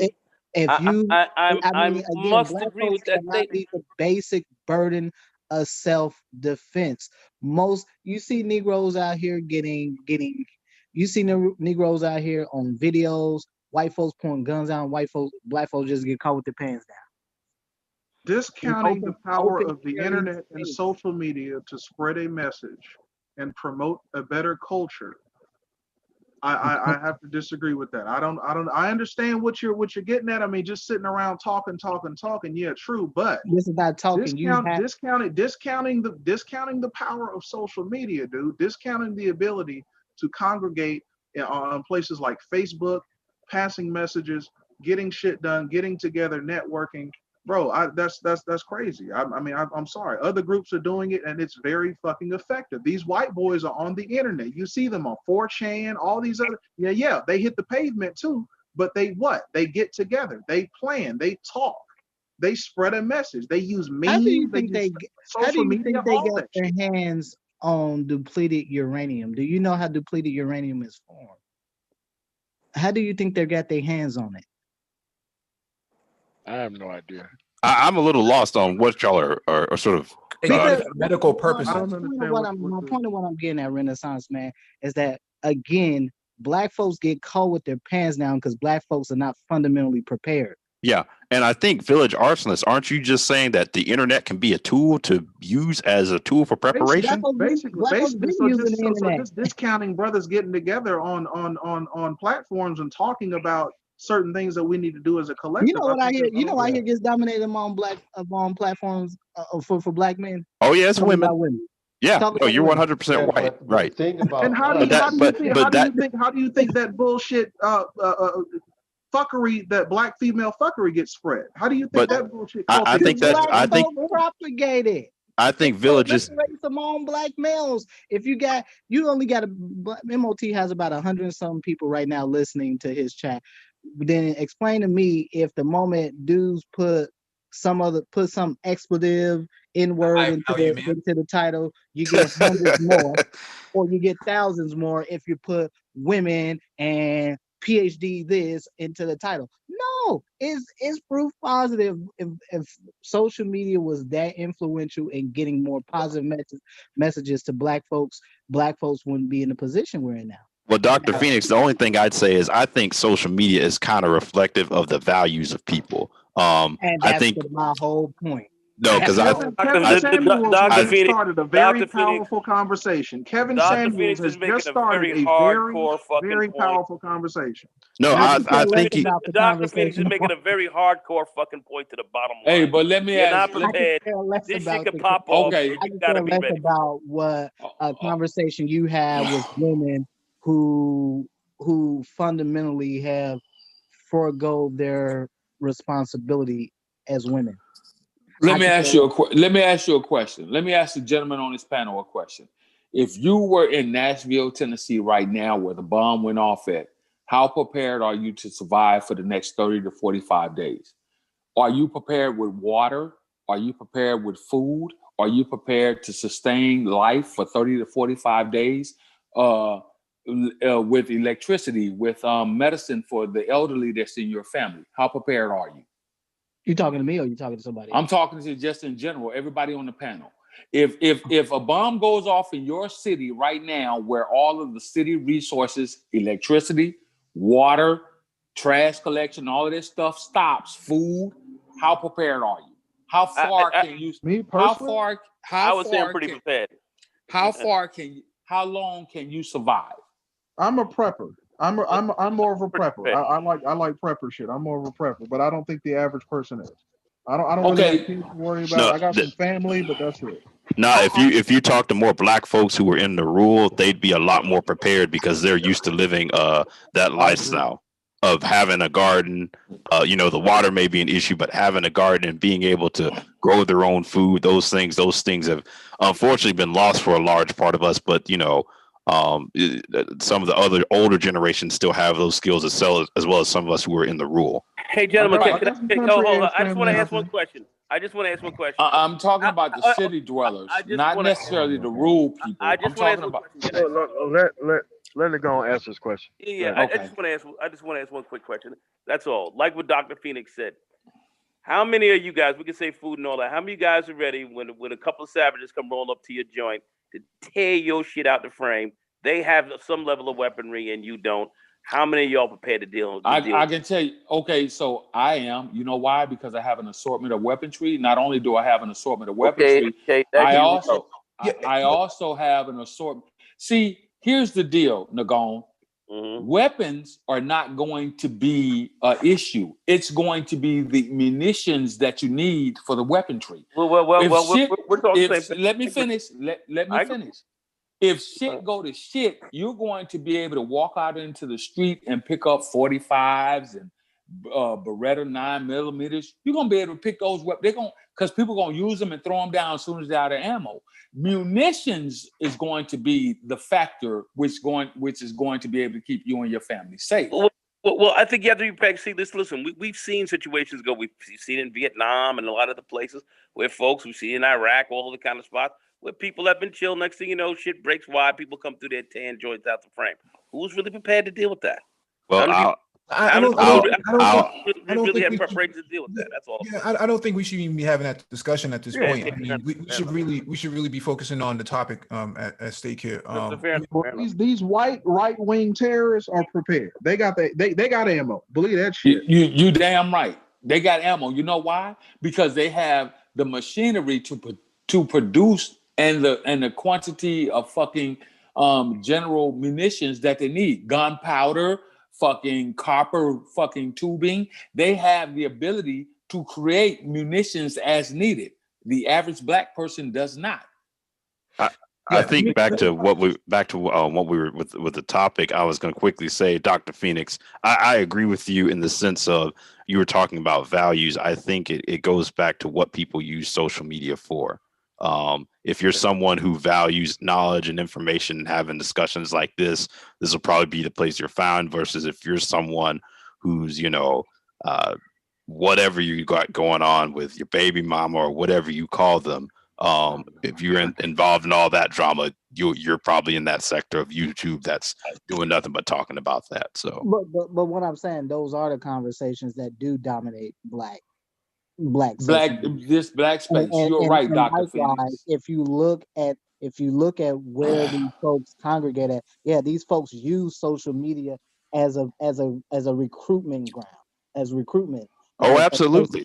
That's the fact. They're targeting veterans and also they have forums, all sorts of stuff to target people.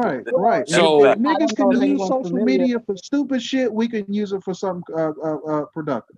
All right, exactly. This is not about hypotheticals. This is about exactly what it gets used for. Black people don't use it for that. And people can be in denial about this all they want. Black folks do not use social media to aggregate. No, they use social media to vent their grievances at each other and talk crap to each other. Well, we're doing that right now. Shout out to MOT. Shout out to MOT. Yeah, let me play this clip. Well, I'm not, because I have General. Let Mike play the clip. Yeah, okay. I need to play this clip, please. Okay, go ahead, bro. Plot against the governor of Michigan foiled by the feds last week. Now, we know the plot was to kidnap Democratic Governor Gretchen Whitmer, then to put her on some sort of, show trial, charging her with crimes against the Constitution, and then the plan to then execute her. 13 men are under arrest. This guy here, and where's the other one at? This guy right here. We saw him in the video. So I just want to point that out. Many members of Michigan militia group, with several also linked to white supremacist groups. Some are also ardent Trump supporters, while at least one a self-declared anarchist who opposes the president.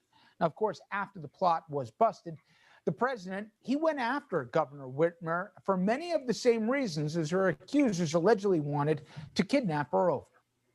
It was my Justice Department that arrested them, but instead she goes and does her little political act and she keeps her state closed. What she's doing is a horrible thing to the people. The churches are closed, the schools are closed, and the whole state is closed, and people are being hurt very badly by it. Now, this weekend, Governor Whitmer responded, pointing the finger of blame at the president. I do believe that there are still serious threats, that groups like this group, these domestic terrorists, are finding comfort and support in the rhetoric coming out of Republican leadership from the White House to our state house. Now, the evidence certainly suggests that she's onto something. The nation has seen a spike in white nationalism that is in sync to the rise of Trump in American politics. Even the Homeland Security Department views white nationalism as the deadliest potential domestic terror threat to the United States. And for more, we turn to Catherine Schweit. Catherine, she ran the Bureau's active shooter program, which focuses on ways to prevent, respond, and recover from violent incidents. And she spent a lot of time focusing on these militia groups. You have 20 years in the FBI, and I'm curious, after McVeigh and the attack on the Murrah building in Oklahoma City, there was a conscious effort, wasn't there, from federal law enforcement to take very seriously these fringe group threats here, and they really cracked down on them. And that happened in the aftermath of those attacks, didn't it? Absolutely. We saw in the 90s, right? And of course, Oklahoma City was a bad result of what happens when people who are focused on damaging innocent civilians, hurting innocent civilians. Oklahoma City was really kind of our first big marked domestic terrorist event in the United States. And after that, I was in the FBI at that time. I worked white supremacist cases and domestic terrorist cases, as well as international terrorist cases, but really in Wisconsin and Chicago. And our biggest threats did come from that area, came from the neo-Nazis, the white supremacists, the people who were anarchists. And I think that, it's valuable to differentiate between the types of groups and what their particular support, efforts might be, what they're looking for. Some are looking to eliminate the country. Some are looking to create a white country.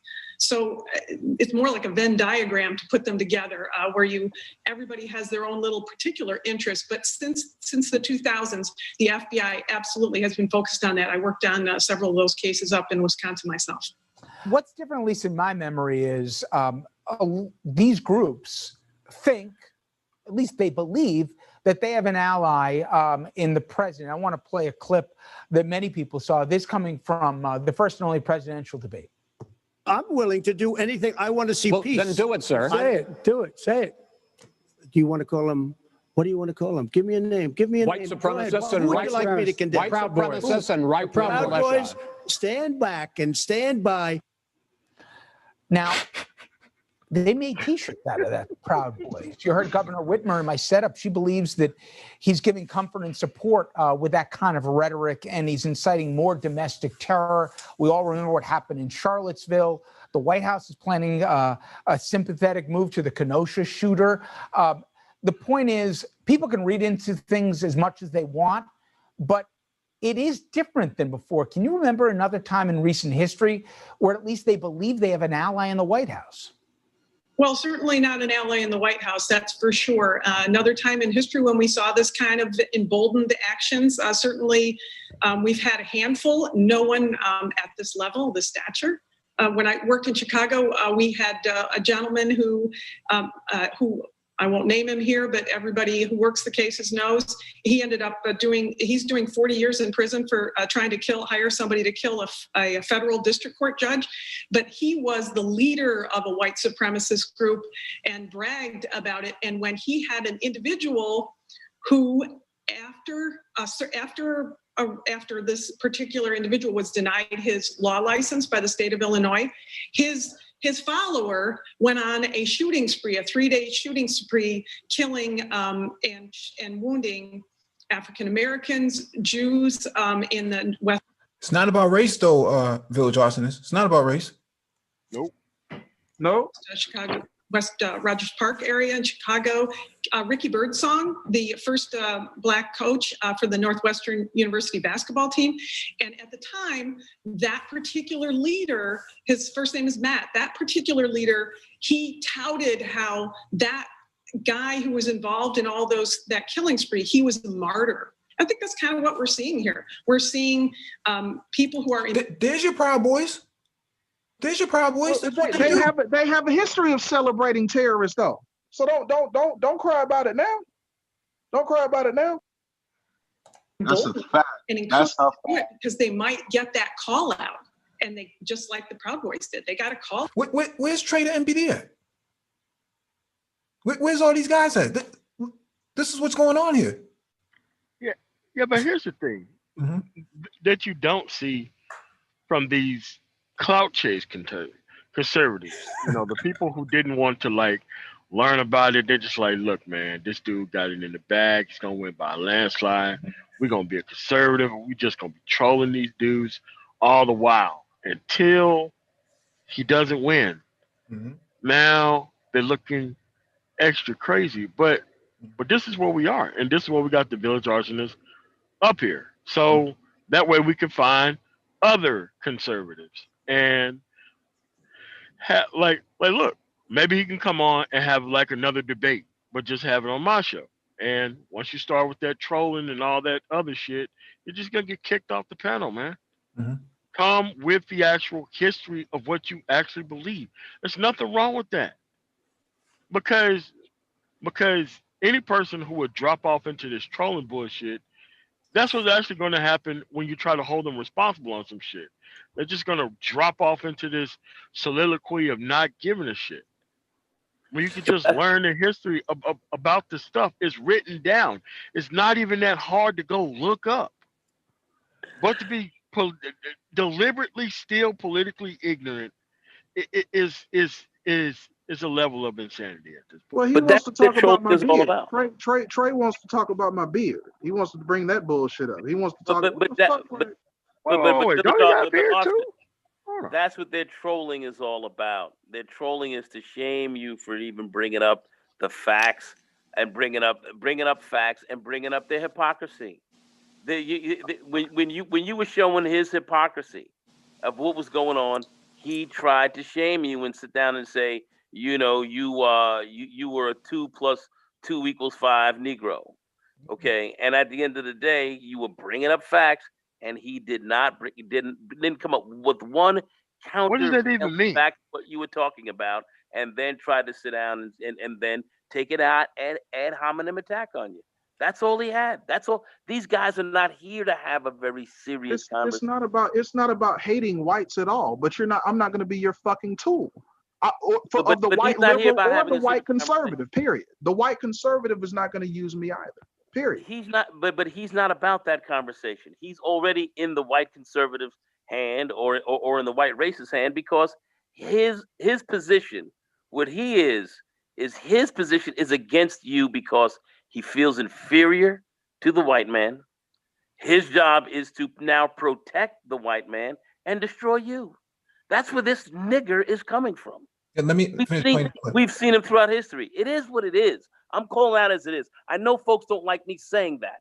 That's what you're dealing with. The black liberal is dangerous too. Yeah. Let me finish playing this clip. Let me finish playing this clip. All out, and they're right after that. They're making shirts up. And front row of some of these rallies, you see the Oath Keepers. You have this fringe. I still can't understand it for the life of me, Catherine, but the QAnon movement that somehow it's gaining traction here. To me, it's a mix. You're right. They're not all the same agendas. They don't all want the same different things here, but that where they may have lurked in shadows, they now proudly will wear the T-shirts in public, and they believe that they're on the right side of history. And for folks like yourself who used to combat this, when the administration didn't want to make front and center, this current one at least, that white nationalists with a major domestic terror threat, if not the greatest one, did you sometimes feel like you were fighting with one arm tied behind your back? Yeah, I would say that not when I was working at Right, but certainly I have. I still have a big crowd in the FBI and in working in federal government. I'm here in the Washington, D.C. area, and it is frustrating. And when we hear out of the White House, my Justice Department, it's the American People's Justice Department, and their job is to do what they can to protect all citizens in the United States. We saw certainly in 2000 forward, we saw this huge growth, and part of it, a lot of it was the fact that we have an internet and people can interconnect on the internet. And so they cherry pick people who they kind of like their opinions. And now it's okay to go out. And I think it's really important to know that if you read the materials on these gentlemen who are charged against the governor of Michigan, those individuals also talked about killing police officers, not a little bit, killing police officers a lot. These are people who... Back to blue, law and order. Yeah. What happened? George Floyd, he got what he deserved. If you care about cops, how are you not talking about suicide? How? You're full of shit. Let me play this. Who don't believe in a government. They don't, this particular group doesn't believe in a government. So they're just basically domestic terrorists who want to take down our way of life.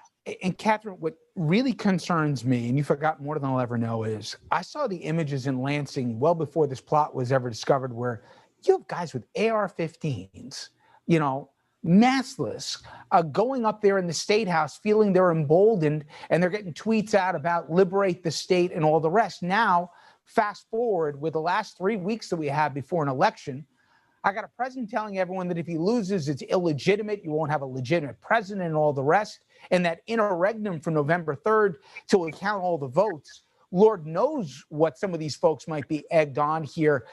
It's a volatile mix. I can only imagine what the FBI and other law enforcement are trying to do to preserve the peace until whatever the next chapter of American history is. No, I think you're spot on when you say that, because it is a matchstick situation. I worked, as I said, I worked this area for a long time, and you spend time talking to people who have these views, and I think that it's really easy for sometimes for Americans to say, "Oh, those guys with guns," or to dismiss people that are gun owners or Second Amendment supporters as the bad guys. And it isn't that. It's much more of a fine tune than that. There's 300 million people in the United States, 400 or 500 million guns in the United States. It's not the gun owners per se, but when you put a gun in the hand of somebody who might be that matchstick. And so the Bureau is walking around, as all investigators are working in this area. You're walking around and in and through these massive groups of people that you see and you hear talking about incendiary things, which talking is perfectly legal in the United States. In 2010, 5 people were charged with in Michigan to overthrow with the allegations to overthrow the government, and those charges were dismissed because the judge said they were just talking, and that line between talking and when you act is such a fine line. And if that's a matchstick thrown into a haystack, it doesn't take much. Catherine Schweit. There it is. There it is. Guys were planning not once, but twice to overthrow the governor, the government. You get a black man. Stupid shit. Yeah, you get a black man. Let off? Yeah. Yeah, you get a black man who goes to a convenience store. They say he's using counterfeit money. He gets choked to death, abused, and they say he got what he deserved because he had opioids in his system. He had a past. I'm pretty sure they checked all that stuff before they did all that, right? Yeah, but you got guys in the space who are saying he got what he deserved, but these other people over here, I'm rocking with them. 45 MAGA Nation, let's go. Yeah. So what we're gonna do with Village Larson is we're gonna have a one-on-one with him, so that way we could just go over this whole conservative piece, because these dudes are not coming back, and they're not gonna. Well, you know what? They're gonna stay, but their stay is gonna be very hard. So that way we could be able to know what conservative is, because most of my views are conservative. But I guarantee you that we agree on a lot of stuff. But there's a lot of grifters who are just wearing the conservative name and have nothing but an empty suit of talking points that they're trying to walk around with. And it's ridiculous, and it does nothing. And you can't organize with people who do nothing but troll and just have utter contempt from learning the actual system and wanting to organize to actually get past shit. That's the only way you could do it now, is just go find real conservatives to just take these guys down. There's some very smart brothers on this panel, man. If you guys could please share whatever sources you use for credible information to keep up with shit, I really appreciate it. I like to keep credible sources in my bookmarks. I'll share mine when I can get to my bookmarks later on. But I'd appreciate it. All right, cool. Well, you got to have a TSSCI clearance to get to some of the information that I can get to. No, I don't want that. I'm good. So when you talk about the Proud Boys, you do know that the DOD has put them on the list of terrorist organizations, domestic terrorist organizations, non-classified. Okay. Alan Sweeney, the guy from Oregon, just look him up. That's all you have to do. And when I heard the guy who was on Prophet of Thoughts the other night, he was saying, the new president, Joe Biden, oppressed 40 million Black American men. Motherfucker, when have we ever had 40 million Black American men in this country? I heard that. So this is how you know that they simply have they're regurgitating talking points that they've heard from someone else. All right. We don't have 40 million Black American. It's roughly 40.7 or 43.7 Black American people in totality. That's including men, boys, women, girls, all together. It's just about 45 million. Just about Right. 45. So when I heard that, I was like, what the fuck? That means that every Black man born today has been oppressed and imprisoned. Like, what the fuck? But General, what about the 94 crime bill? What about the okay, so let's touch on that. So I grew up in South Central California in the city of Compton. The 94 crime bill, in my opinion, was a necessity. And the reason why is because as you look at what was happening in Compton, in cities like Compton, in cities like the Bronx, Brooklyn, New York, and cities like New Jersey, if you look at what was happening, those cities were under fucking domestic terrorism from Black men. You got Black men who were fucking killing people in the neighborhoods where everybody knew, and Ty City did a great job at bringing this across, right? He mentioned a couple of guys who were carrying out such acts. So when you look at it, and this guy wants to make it seem like the 94 crime bill was such a fucking bad thing. Well, if you were a criminal, if you were selling drugs, or you were running guns, or you were fucking killing people in the neighborhood, of course it was a bad thing. If you were a criminal, yes, the 94 crime bill was not to your advantage. But what people don't want to understand is at that particular point in time, most of your major metropolitan areas where Black people dwelled were fucking war zones. Yeah, there's a reason why the majority of Black people supported it too. Can I just put a little input on what he said? Actually, like Mayor Dinkins, the first Black mayor, initiated the broken window theory in New York. So I know Giuliani gets all the credit, but it was Mayor Dinkins that started that whole program. So I agree with what you said, that it's not, a lot of times we have a disconnection in between three generations. My generation as a millennial, I got to see Facebook in the initiative movement. The next generation, the 3-year-old with an iPhone, they're less desensitized. But the generation of my parents, for example, the 40-year-olds, everything they read on Facebook, everything they don't know how to disassociate the reality with, real news, and they just gravitate to every type of crap out there. I just wanted to say that. Yeah. Anybody? Yeah. No, I was just going to ask if anybody had any last thoughts before we close out. No, I was going to quickly add. I just think with the rhetoric that comes out. And in general, people have to be aware of the fact that, you can't really have both. You can't talk about, the wealth disparity and you want to build wealth in the Black community and eliminate the disparity and have crime running wild in your communities at the same time. There's got to be a trade-off at some point in the sense of people who are doing things that are harming the community collective have to be held accountable. Otherwise, you can't go anywhere. And I would say wealthy communities have fairly very low crime. Okay, But what they've done is it's kind of like they got in first. They managed all the weaponry, even though they had no idea how to fire their guns, and nobody else had anywhere else to sit. That's what happened. Yeah, they want the community protection, and they want everything else as well. So I'm just saying this: everybody who claims to be community minded always are people who don't own businesses, who don't, because most people who are pro-Black don't go into business specifically so that way they don't have to deal with these quote unquote people who they speak for and don't want to actually take care of.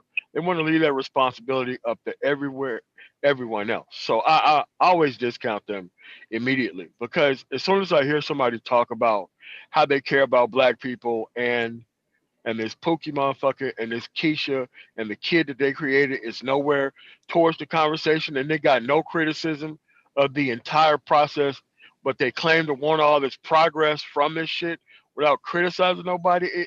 I know they full of shit. Yeah, smoke and mirrors. Mother shit is destroying these kids, bro. The single mother shit. I mean, we got boys graduating with low reading scores. It's ridiculous out here, man. So yeah, absolutely, we got to call that bullshit out as well. But ignoring the effects and ignoring the hypocrisy from these white conservatives, no, I'm not going to do that. I'm not going to let you use the black community as a talking point. That's it. I mean, those black guys those black people. We have anti-black people in our community who are black, anti-black folks.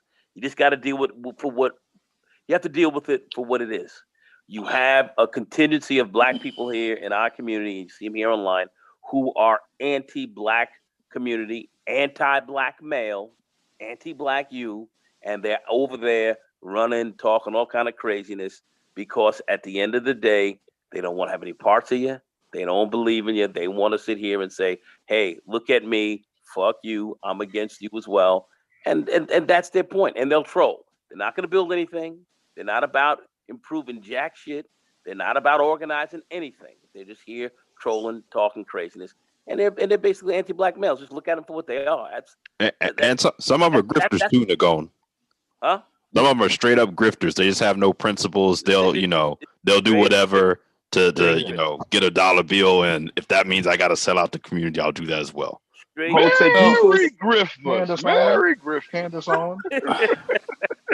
Well, not only that, you see, there has to be a line drawn. And if you listen to some of these dudes, like I listened to the brother that was on Teapots the other night, his whole thing was he was being oppressed. But what did he do to be oppressed? He was a criminal. He was involved in the system. He was placed underneath the system. So that's why he had such vitriol for the 94 crime bill. I can tell you people where I lived, and I grew up as a young man in my teens and 20s in the late 80s. I can tell you that in the city of Compton, if you ask the average citizen that was there, if the 94 crime bill, law-abiding citizen that is, if the 94 crime bill was something that was needed, they would tell you emphatically, yes, it was, because the rate of murder that was happening. If you go into major metropolitan areas across New York City, they will tell you, yes, we needed that. Law-abiding citizens, those who did not want the law-abiding citizens to fucking prevail, i.e. the ones who are coming out of prison, who have such vitriol for the 94 crime bill, they will tell you that they were being oppressed because they are the criminal element. Like they want it both ways. Exactly. They want it both ways. They needed the freedom of the environment to do all the criminal activity. And then they want to complain about it when they get caught up in something called the crime bill. Now, if these people were addicts, they would have a 100% point. But these people are not addicts. They're the people who sold the shit. Why did they sell the shit? It's because they didn't take advantage of the normal opportunity system that everybody else did, and they decided to do something else and get locked up for it. And this is why these people cannot be trusted, because most of these dudes are PR pookies. My son. That's a key point that MOT makes. A lot of these guys, see, my issue was all these drugs. They are the pup. Wait, these guys are selling all these drugs. They needed to go down. But they're the ones here speaking against the crime bill. When quite frankly, those were the guys that needed to fucking get torn out the frame. Now, those that were addicts and so forth, they didn't have. Those people who had a sickness, they got torn out, but many of them went to jail, and that was the wrong part. That was the wrong part of it. But those guys that sat here and sold drugs, pimped hoes, and all that shit, and played that game, they got torn out. I didn't have a problem with it. I think. I got a question though. I have a question though.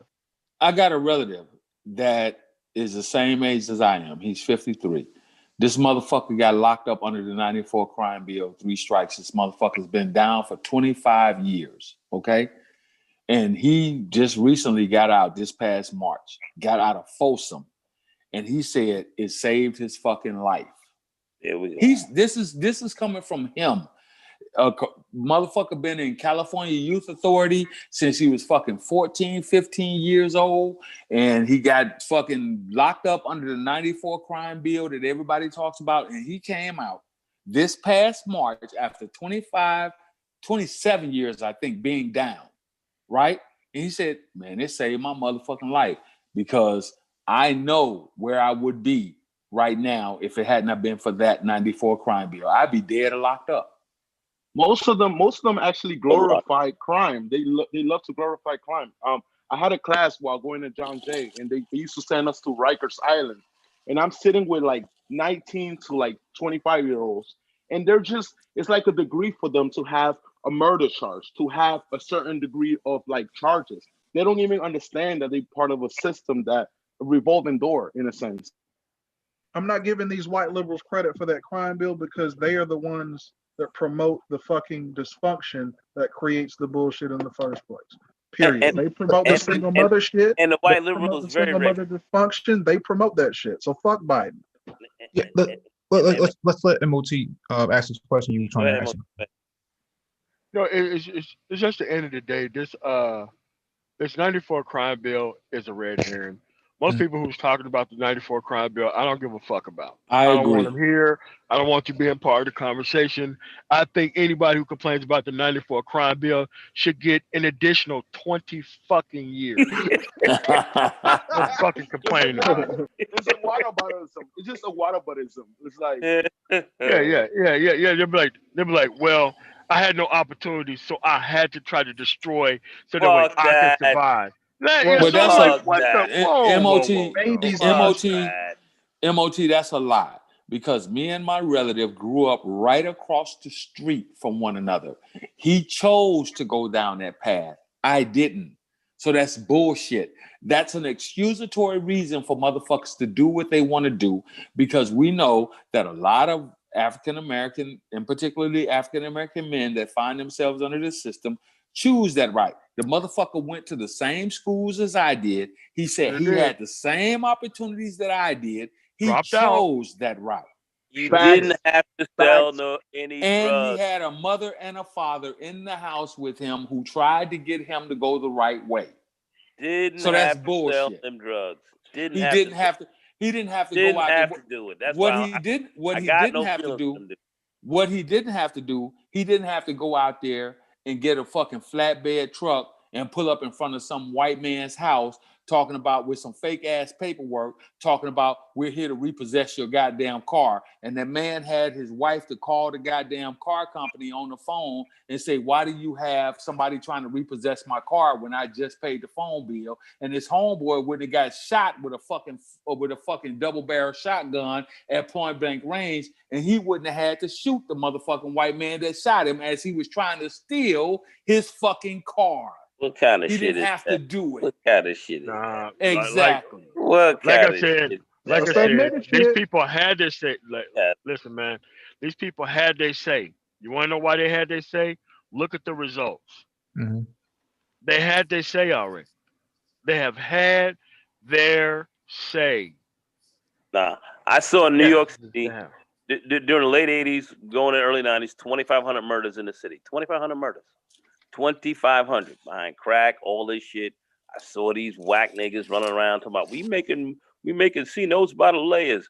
Dudes out there pushing all kind of drugs, bringing in incredible chaos that didn't need to be had, but it was there. It ended up burning itself out after a period of time. But I knew that many of the people that were laid up for this crime bill, as we want to say, who were collateral damage, I thought that was the real horror of it.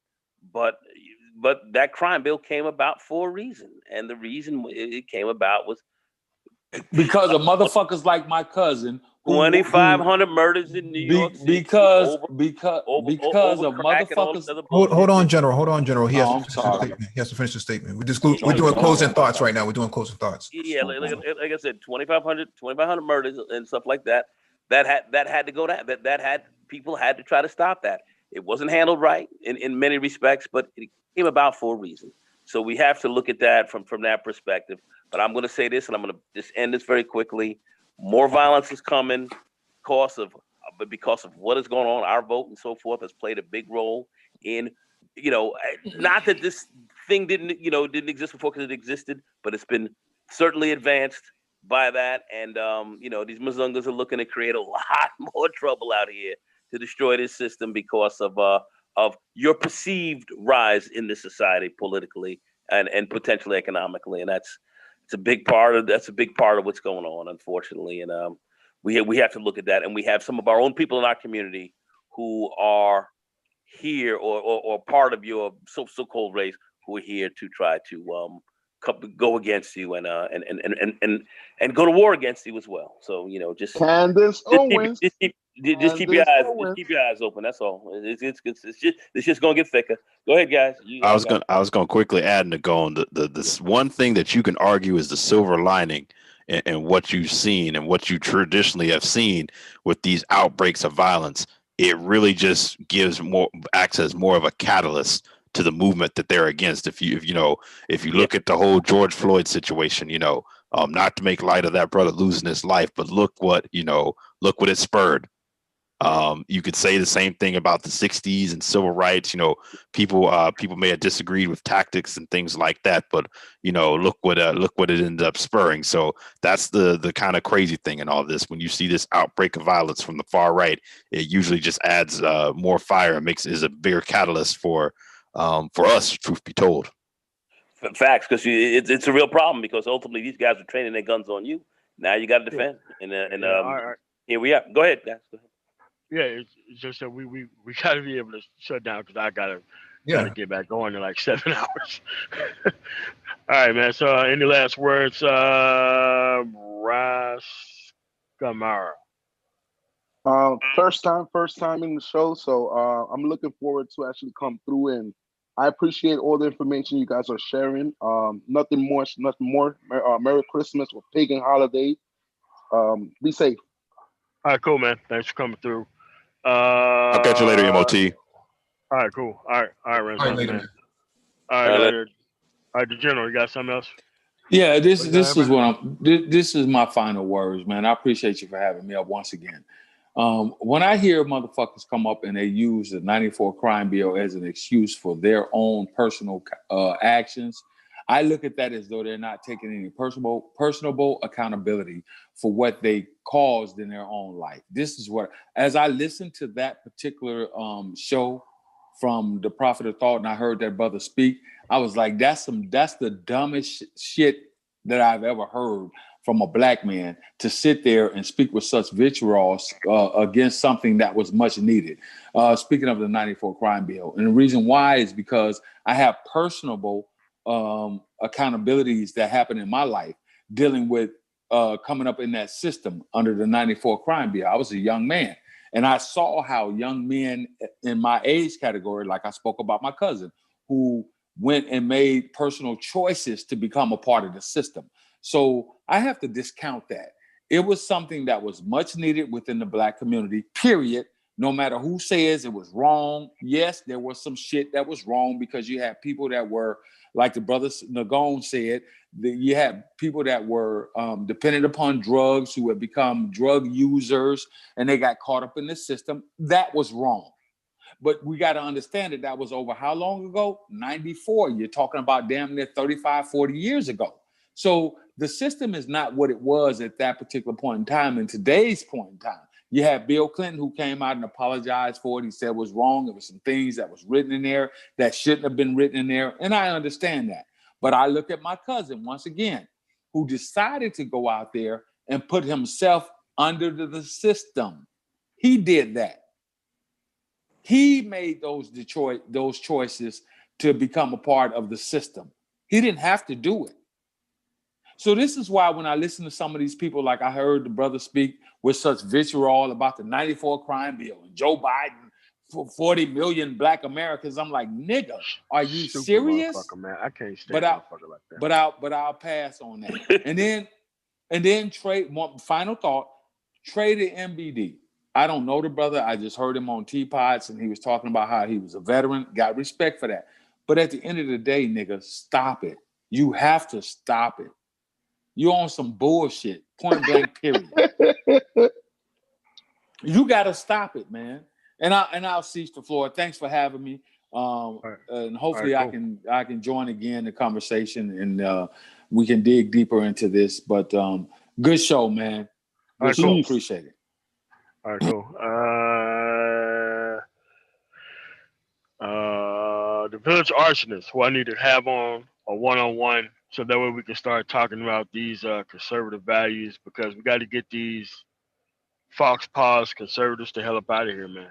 And you have to start pulling up on these people, man, and joining the panel and letting them have it, because they out here using this shit as an aside to kind of front like they give a shit about black men, when they're just using it as an aside rather than doing the stuff for the actual reason that it need to be done for. So that's why I feel about that shit. Let's do it. Let's do it. I'm with Oh, it. no But doubt. you know, we have no friends, dude. That's my main thing, is that we have no friends, man. We have no friends. We all we got at the end of the day. But at the same time, we cannot neglect to point out the cancer within. We got to be able to point out the bullshit on both sides. You know, these black liberals are just as dangerous, in my opinion. These white liberals are very dangerous, and we're going to call them out as well. This dysfunction that these liberals promote has a lot to do with the violence in these inner city areas. So I'm not really trying to hear what the fuck they have to say either. Like you said, they have nothing more to say. They need to shut the fuck up. They've had decades to prove that the queens can do it. They've had decades to prove that they don't need no man. That they've had decades to prove that they can teach young men how to be men. I know. I mean, for me personally, I've already moved on from that. To me, it can't be fixed. It can't be saved. And if you reward a woman who never had any level of respect for productive men, because when cornered, these women do the same thing these idiotic black men do within this space, the same shit. You ask them a legit question, they fall off into the trolling and the shaming language shit. So, in order to protect myself, I just don't even talk to them at all. Exactly. Fucking exactly. I respect. Yeah, I mean, you know, that's the only thing I could do. I don't want none of these people to retire. None of them. If they couldn't open their mouth when they actually needed to do so, I'm just not going to be down with allowing people to just walk in here and trying to be serious at the end of the day. That's the only thing and the most rational way that I could be able to protect myself, one, and two, be able to protect my interests. Because a lot of people in this space, both men and women, want to cut corners. And they don't want to do things the proper way, and they're past the point to where they can be taken seriously. So there's not enough time on the clock for them to change. There's not enough time on them the clock to have a new audience to accept that they've changed, and there's not enough time on the clock for them to actually give people them changed selves. They're done. So I most of them, cool, not cool, I'm great. I will work with you as an equal within your actual career field or specialty. As soon as they start talking their relationship shit, I gotta go. Don't even want to hear this shit. So, Nicole, you got any last word before we get up out of here? Great stream, dog. Brothers, man, we had a real nice crew of butter laid cats up in here tonight. I'm loving that. We hit on some really key points. We agreed on some things. Maybe had some slight disagreements here or there, but in the overall, I think it was highly butter laid, and we definitely got to get more true black conservatives up here to talk more on those talking points and get these false figures up on out of here, because they're just fucking up. They're just fucking up the space, man. These guys are just trolling and talking crap and wasting a lot of time. And they're not interested in progress, man. You know, I don't think these cats ain't beneficial at all, man. They coming off like the straight up enemy. It's crazy. So I mean, man, dude, at this point, they see that the women are eating the kids. They want to eat the kids too, man. Yeah, man. That's what I'm saying. Because they've lost their chance to be productive as well. Yeah. I mean, there wasn't all these classes to get your stuff together and all that kind of stuff like it was back then. So right now, it's purely a choice to not get your stuff together. It's purely a choice. Absolutely. So we need to have more productive conversation along that line. guys like the Village Arsonist and so forth. We need to have these cats up here, man. Very important to do that because I thought he did a great job the other day on Teapots and up here tonight. So we need more people like this. The brother's name is Xavier. I gotta say it for him. Salute to Xavier. The brother, he done put it in the goddamn scroll on the his name. He's tired of niggas calling him Teapot. His name is Xavier. X. Well, no, I know him quite well, but we say that because that's what a lot of people. I'm just playing. That's what a lot of people know him as.